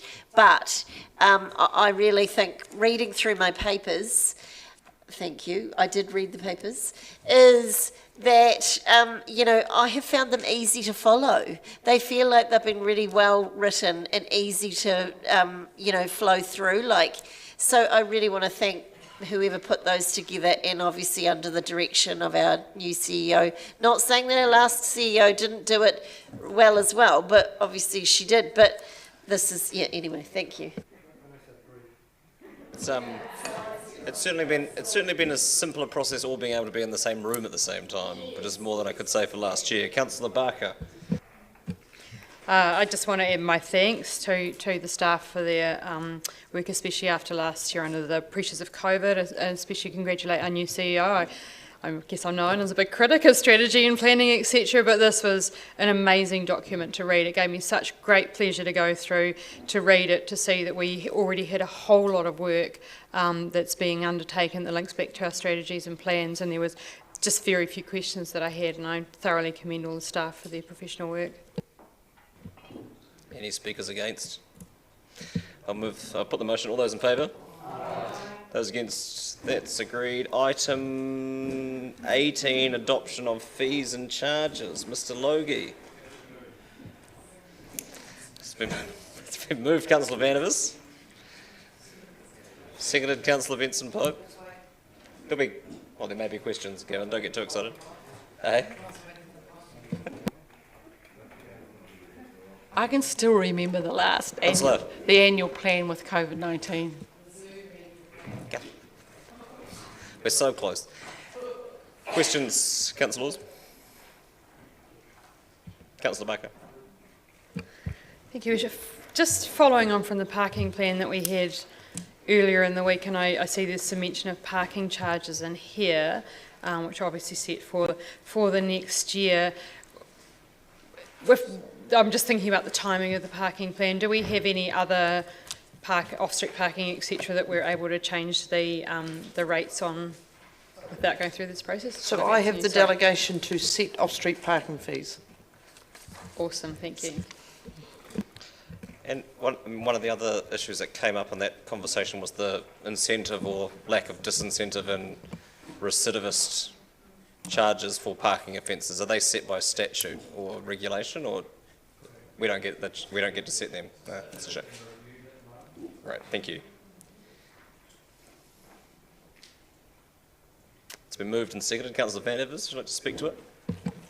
Very briefly, I've been disappointed in the past that fees and charges have tended, in my opinion at least, to be used simply as an alternative to sort of raising rates, and that is, whack 3% across the board on everything, and that's happened much too often in the past. This thankfully hasn't happened this time round.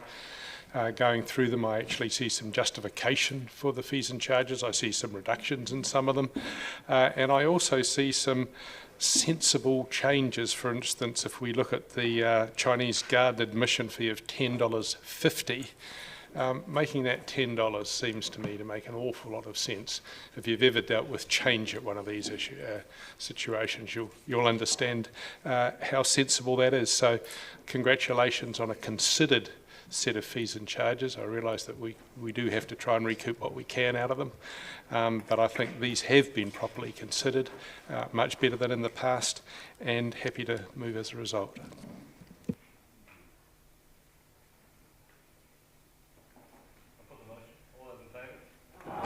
Those against? That's agreed. Item 19, adoption of the 2021 Development Contributions Policy. Anything you wish to add at this point, Mr. Logie? No. Questions? Councillor Houlihan. Don't know whether we'll be able to answer this, but how does this relate to the new reform, to the reforms, Three Waters reforms? What connection will there be with this? Over the next 3 years, nothing. And that we continue on as the status quo. Were we in a position where we were no longer the asset owner of water infrastructure, there would be a question as to where the growth component of that infrastructure would be, or who it would be recouped by. And that is a great example of the many questions that remain unanswered about how the reform agenda may play out. Thank you. Thank you. It's to the terms brownfield and greenfield as they're used in these contributions. They've caused some confusion in some of the submissions about the fact that it's not actually, as we tend to use greenfield and brownfield in development, like a greenfield is a new area, and that's not what it's here, is it? And just bearing in mind, I think that was one submission of the four. And so what the planning team intend to do, the maps and the policy are a little bit granular, they're a bit hard to read. So what we're going to do is put a more clearer map on the website so that it's easier to see where the line boundaries are, because that was where the confusion arose. Is there a seconder? Seconder, Councillor Staines. Would you like to speak to it, Councillor? Again, considered a consultant who seemed to really have his finger on the pulse, had done this before, was able to give reference to what had been done in other cities. Recognition always that development contributions are a pretty blunt instrument. They are not ever going to be fair in any absolute term of the word, but as far as can be reasonably carried out, to me, although I didn't agree with everything, it seemed to me that the feedback had been responded to and that reasonable compromises had been made in the way that this was put together. So thanks again to whoever organised all of this. I know the Chief Executive had something to do with it, but I'm sure that there were others. And again, a nice, easy report to read. Thank you. Third speakers. Councillor Houlihan. Yes, I'd just like to comment and say it's lovely to hear such positive comments. Thank you. Further speakers to the resolution? I'll put the motion. All those in favour? Aye. Those against? That is agreed. Item 20. Might as well just stay there, Gavin, otherwise you'll be getting your steps up too much.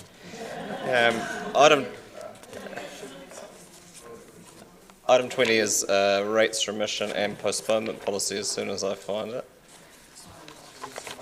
Thank you. Question, Councillor Lord. Yeah, look, I'd just like to ask the question. It's in regard to the remission of rates on Maori freehold land, and at the start it says that Maori freehold land is land that's held by multiple owners. And I thought specifically we also included individuals that had, and I keep forgetting his name, and it's disrespectful, Mr. not Allison, Mr. that came here, was it Prada? No, it wasn't Tony Prada, sorry.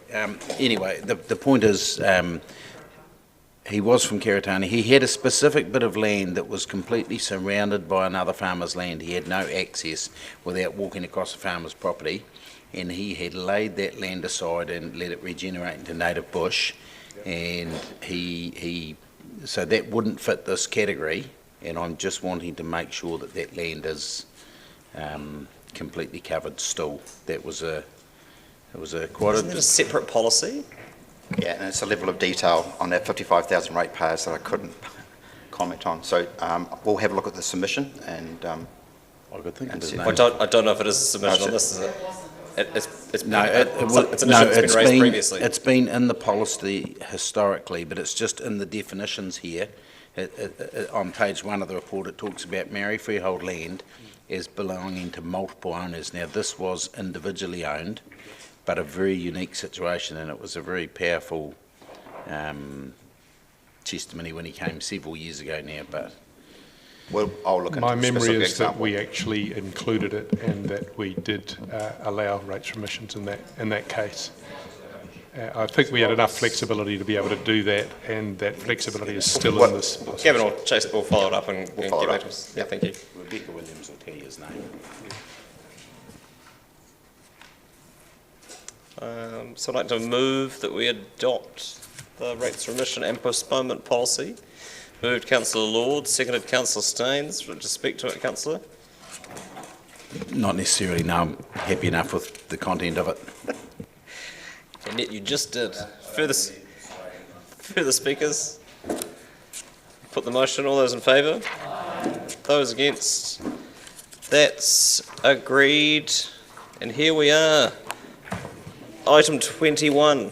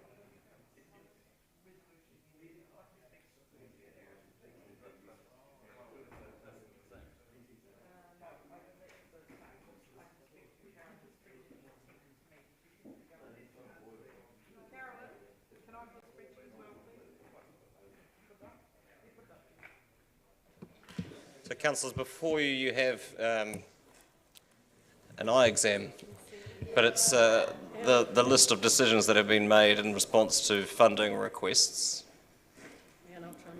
That's fine, and we have some commentary from finance as to the implications of that, I understand.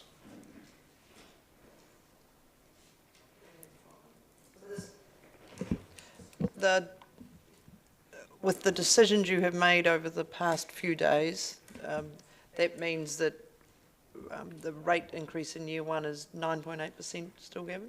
Yep. So basically, remember, if we go back to the original overarching report, we had a $671,000 savings. We seem to have allocated 639 of that, so it's pretty much balanced. We're back to square one. Not all of I mean, I know that that's the pointiest discussion is the one from year one, but we've made decisions about out years as well. Have any of those been significant enough to change the overall? No. Okay. No. So year two is impacted by the decision on the museum, but it's still around the same level as the 639, because bearing in mind that some of those ones are only for 1 year.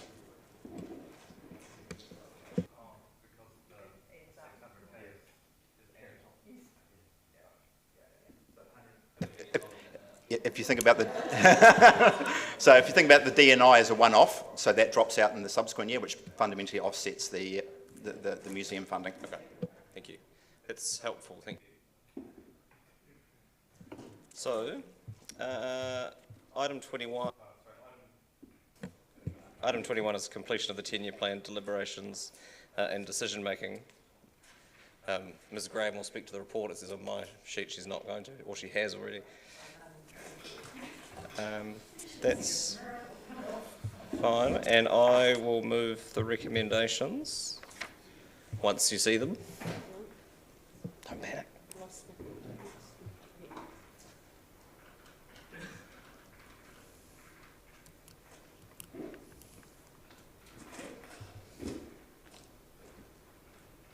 Seconded, Councillor Gary.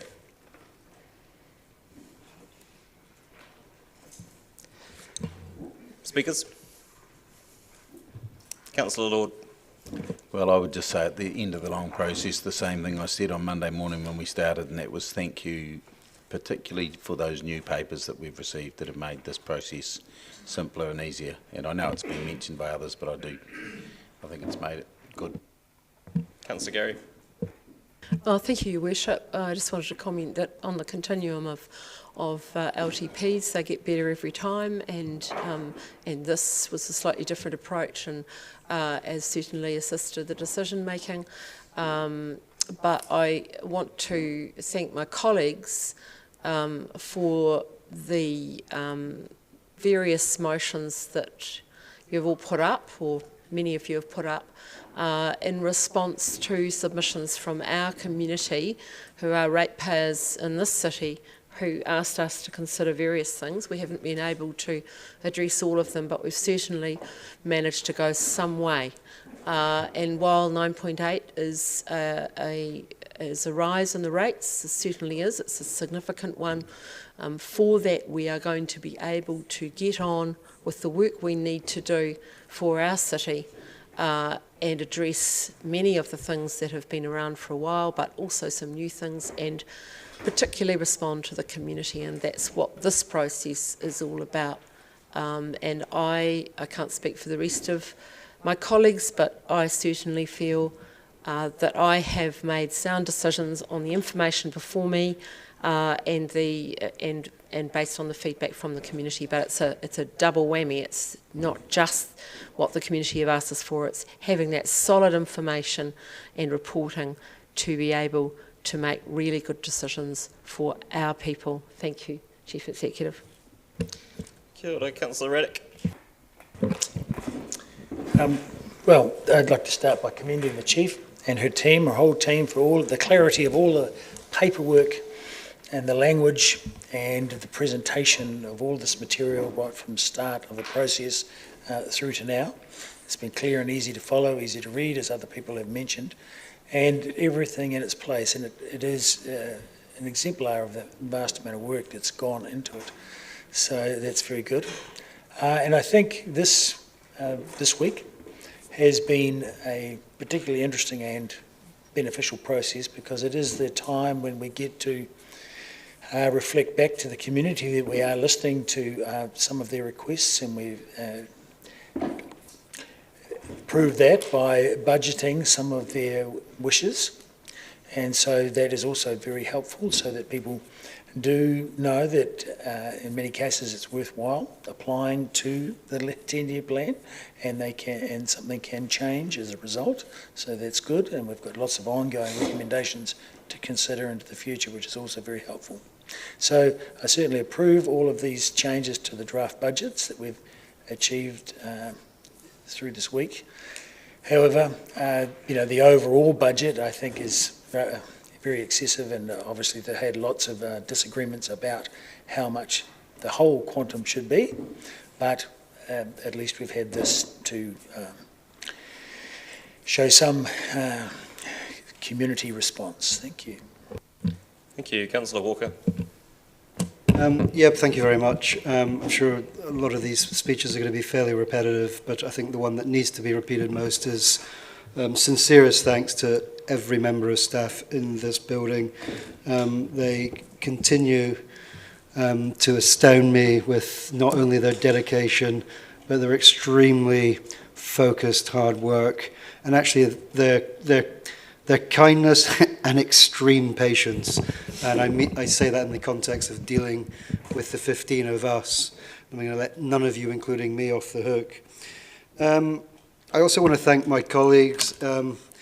It has been a robust debate at times, but ultimately that's what it's about, and it's certainly what lies at the core and at the base of the single transferable voting system. It's designed to do the very thing that exists around this table, and that's to throw up 15 people with sometimes similar and often disparate and different views.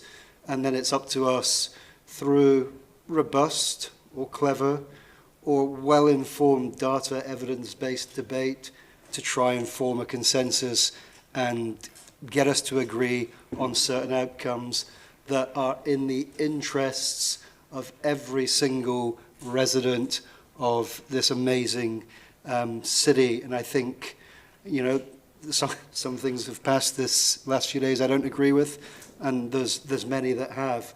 And I for one have always believed that the 9.8% is the 9.8%, but I've always believed philosophically that you need to invest to get the best outcomes. It's no different to having a house. You can spend nothing on it, own it for 20 years, but 20 years down the line you're going to have lots of repair bills, and you're going to have to scramble around to find money. So it's not about so much the number, it's what we do with it. And it's my belief that the decisions we've made this week will continue to push this city in a progressive direction, and ultimately push us towards my more loftier strategic goal of making Otapoti, Dunedin, the best small city in the world. Thank you. Sorry, Councillor Lofiso. Tēnā koe, Your Worship. I'd just like to offer my congratulations and thanks to Ms. Graham. This is her first LTP process, and just congratulate her for the blood, sweat and tears, and also all the staff, the executive leadership team, senior leadership team, and all the staff, especially the governance support officers who are always keeping us on track and cleaning up after us and doing what have you. So kia ora to you all. I just want to record my thanks also to colleagues. It is when you feel very strongly about an issue and you are motivated to, because of the strength of your feeling and your passion, we resort to ad hominem attacks, and we must always remember to debate the issue and to behave with respect. because that shows ultimate respect for our communities. So kia ora to everyone. And I'd just like to especially congratulate the first term councillors, because compared with the 2016 intake, we did not have any clues about the LTP process, and then we realised, later that we had missed opportunities, and so then we were trying to scramble for the rest of the triennium to make up for those losses. But so congratulations to you all for grappling with the process, learning the system, and getting your motions in. Kia ora, Councillor Barker. Thank you, Worship, and thank you, Councillor Lafiso. As a first-term councillor who's just been here for a little while, the LTP process is challenging. It's challenging for our community as well, and I traversed that yesterday about where are the points where people can come in and talk about their plans and their desires for our community, and engage with us, and then hopefully get some budget. That was my reason for refraining from voting anything. I loved so many of the projects, but I had set something, so hopefully we will have a change in behaviour in the future. Maybe. I am very uncomfortable about the 9.8% rates increase. This is the biggest increase since 1989. And I'm very challenged by that. I looked through the big folder the other night for a few hours trying to find some costs, and I think the one that struck me the most was the NZTA, the Waka Kotahi funding, which has gone down 44%, $12.5 million, and of the 15.98 in a bit of budget that we have approved the increase on, that Waka Kotahi subsidy was the biggest chunk of it, and that's really sad because it stops us, I guess, doing other things that we would love to do. We've added in funding for zero carbon and sustainability for South Dunedin Futures. We're adding more staff to work on our zero carbon work, project management. I see 3.6 staff to work on national policy statements, and I think it was about $800,000 on work that the government has inflicted on us that we need to employ more staff for, more money for ops and maintenance, and for our own selves to pay our own selves some rates, I guess. More money in depreciation, less in interest, which is great, external revenue up. So on reflection, this is a budget that I can live with. I'm obviously unhappy about the rates rise, and I think we will certainly hear some comment from our community. Hopefully we will hear praise from a lot of our community during the submission process. We're very happy about the work that we were doing and the paths that we were growing on, so that, that gives me some confidence to go forward. Thank you.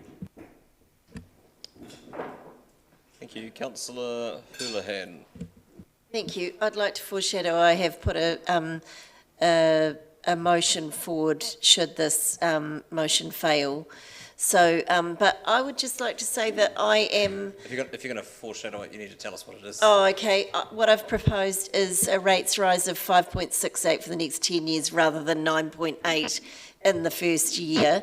I think 9.8 is too much. Anyway, we'll yeah, well, that's the motion. I mean, if this one here fails, I've put a subsequent motion, and I'm just foreshadowing that's. I just think right now, post-COVID, well, as we all know, we're still sort of COVID, is that it's just too much for people to take.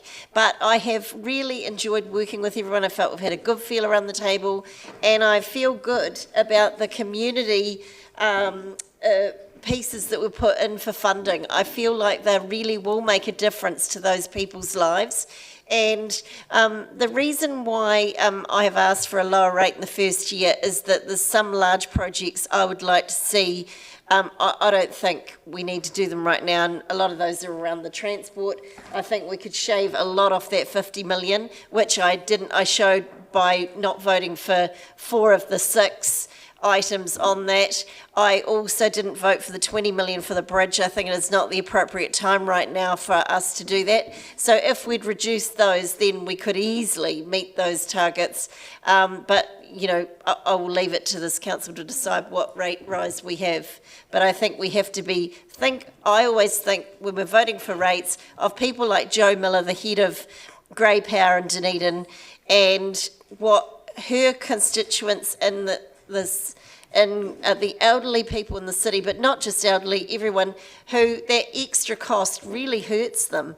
And so we need to be aware that rates have now got so expensive that some people are considering selling their home. So while I've loved the process of listening to people's engagement and their wants for funding, we do have to remember that at the end of the day it comes down to this figure, and somehow I think we need to, it's perhaps the impossible, but we need to try to fit in as much as possible without making it so hard for our everyday people to survive. Councillor Elder.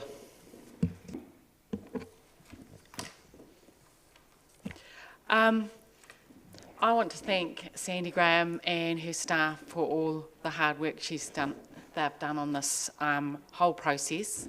I also want to thank the community for coming to us and talking to them about their needs. I consider this probably an infrastructure kind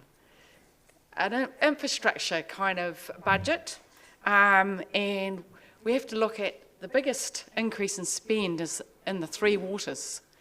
It's in the water coming out your tap, it's in the wastewater, and it's in the stormwater, of which we have to spend a lot of money, and in fact the budget we've got actually isn't enough. So the water infrastructure we have to spend on to make our communities and our homes safe for drinking water, safe for stormwater and flooding.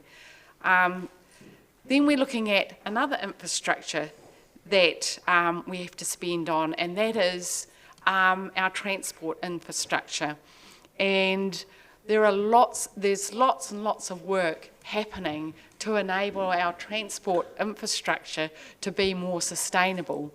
And I congratulate a lot of that work, and I also commend to the council working on the hospital parking area, which a lot of people spoke to us about. The other thing is community infrastructure, and I'm really grateful that we've got in the budget increased spend on playgrounds, increased spend on toilets, and increased spend on tracks and trails, of which many people used over COVID-19. So that is community recreation infrastructure. We committed to another infrastructure today, and that is place-based funding. Now, place-based funding, if you have seen the South Dunedin Community Network, the North East Valley Project, the Green Island Project, and others, this is about putting into community infrastructure and making it healthy and well. So, and I actually commend today one of the biggest things in the budget, which I was really pleased to see, and which my colleague Carmen put forward, is equity infrastructure. We need to look at our partnership participation and protection seriously, and this goes some way to supporting our equity infrastructure and enabling further support and greater support for our Maori and Pacifica communities. So to me, this is a bit of an infrastructure budget, and I think it benefits the whole community, from your tap to your playground and to our fellow people in the community who often actually miss out. So congratulations. Thank you. Councillor Venables. My congratulations are to the staff who have produced a much improved 10-year plan paperwork. I do not support the self-congratulation of elected representatives who, post-COVID, that's us, have gone for an unprecedented rates increase at a time when so many people are post-COVID actually in a hopeless situation of paying the rates the way they were. And worse than that, all the pet projects that were on our books pre-COVID. George Street to the Exchange, $60 million. The bridge, $20 million. All of that stuff is still in the budget. These are not infrastructure projects, in my view. These are unnecessary pet projects being pushed by essentially minorities. I recognise that the majority of people here have voted for them, but I don't believe that this is anything like an infrastructure budget. I can see an easy $130 million worth of pet projects, mostly to do with changing transport modes on the basis of an unproven ideology. My other real concern is that around this table there's been little or no consideration of the other elephant in the room apart from this $130 million worth of pet projects, and that is the ongoing lack of dividends from our council companies.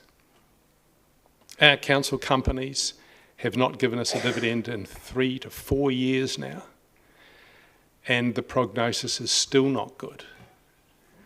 We, as a council, upped directorship fees to almost $1 million per year for running supposed assets, most of which have been allowed to become liabilities. Now, a lot of that is not the fault of this particular council, it's councils that have gone before, but it is council's fault because we ultimately own those companies and we ultimately should have been taking steps to make sure that they were profitable and delivering dividends. And previous councils haven't done it, and neither have we. So the self-congratulation, I believe, is inappropriate. I think we have an extraordinary amount of challenges ahead of us, not just for real infrastructure, but for sorting out the council companies and making sure that in the future, council companies are actually assets, and if they are hopeless liabilities, that we dispose of them appropriately. Thank you. Further speakers? Councillor O'Malley. Thank you, Worship. We're about to approve a 9.8% rates increase, but I don't think we've gone for a 9.8% rates increase. And I think the subtlety there is that we instructed staff to meet many of our objectives. We put forward a zero carbon 2030 target. We have said that we do not want our infrastructure to decay anymore and it must be maintained. And we are also living up to our responsibility of delivering wellbeing. So when we ask that of staff, they have come back with a budget which actually made up 9.5 of the 9.8% rates increase. And then in the last 2 days, we have added another $600,000 of spending back into that budget and brought it to 9.8. People will tell us stick to our knitting. I would argue that is our knitting. That is our responsibility. A vanity project, I guess, would have your name stamped on it when it was all over. The issue that you may hold something important, I think, doesn't mean that you're necessarily having a vain approach to it. So therefore, whether it's a vanity project or not, I'm really not sure. And I think sometimes we go to those kind of terms just to denigrate. We are facing significant infrastructure spending. And I would argue this is not the time to be postponing any of that infrastructure spending because in many respects, delivery is one of our major challenges. And every time we postpone, we'll have even more trouble with delivery. And I will note that it is well flagged that when we get into the next long-term plan in 3 years' time, some of those spends will in fact be probably going up.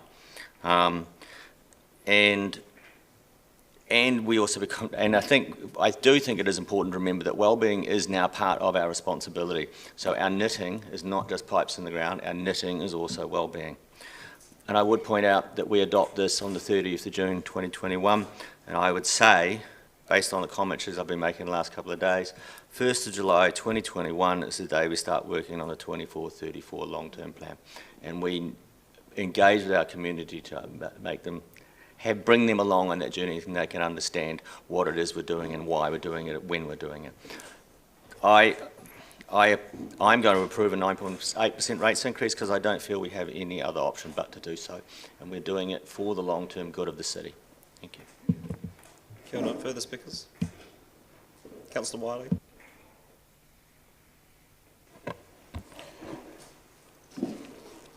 I think there is quite a lot that we've learnt in the last 4 days in putting this all together. And I think the key part is that probably in the 3 long-term plans that I've been involved in, this is probably the most effective one to date. We've had better information and we've actually had very good consultation from our community, engagement from our community. You know, when we look at the fact that we had 2,327 submissions, the different community events we had, I can definitely say I felt we got very good engagement, and I would also say actually we listened to the community a lot more effectively this time. And I think that should be commended. I think the other part being is I also appreciate how much more engagement there was from the community, and they came and they talked to us. But it wasn't just about their pet issues, they talked to us about a lot of issues. And I appreciate there seemed to be a lot more engagement in this process. So congratulate whoever for us and for the organisation, and the way we engaged was a lot stronger. You know what, we've got a dartboard on our backs no matter what we do. You know, whether we put the rates up by 5%, 10%, you know, heck, we could be the ORC and put them up by dramatically more. But the bottom line is, this is going to affect every resident and every ratepayer in our city. And that to me is the hardest part. I really, really struggle with a 9.8%. Personally, I would have loved to have seen it 5%, and I would have rather put the difference on debt. That to me would have been a far better outcome. I would have liked to have seen us change some of our budget items. And we had some very robust debates around those issues, and I lost most of them, but that's life. But the key thing is, whether we're happy about the 9.8% or that percentage or how we came to it, at the end of the day and on June the 30th, we all have to own it, because we've all fought the battles to this point. And we all have to sign off and accept it. And that's good governance. Am I happy with where I'm at? Not really, but I can accept that is how governance works. That's how we move forward. I still think it should have been 5%, but that's another thing. Anyway,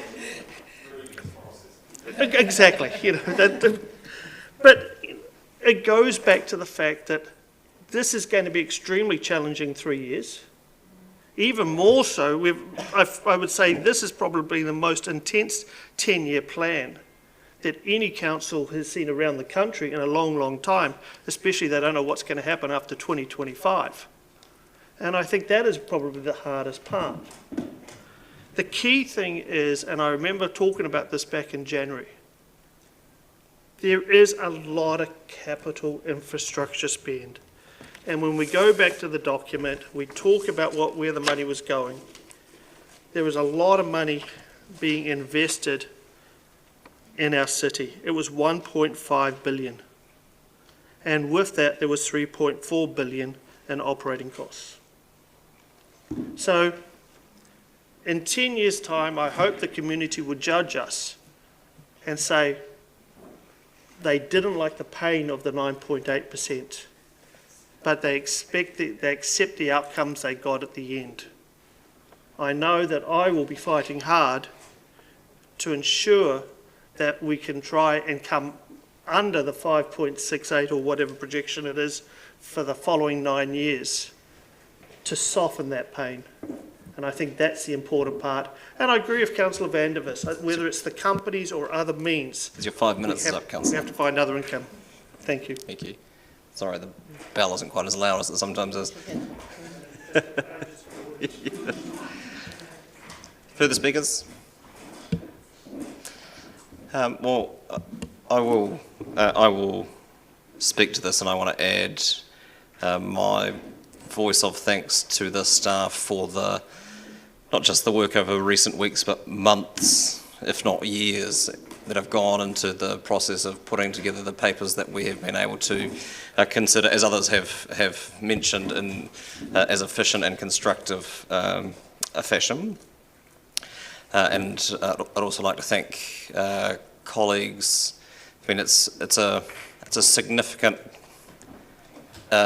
period. I mean, it's the most significant set of decisions we make in any 3-year cycle, and as far as time and effort is concerned, you know, the months around the 10-year plan deliberations are a significant investment of governance time, and I don't think it's self-congratulatory to acknowledge the work that has gone into this process by people around the table.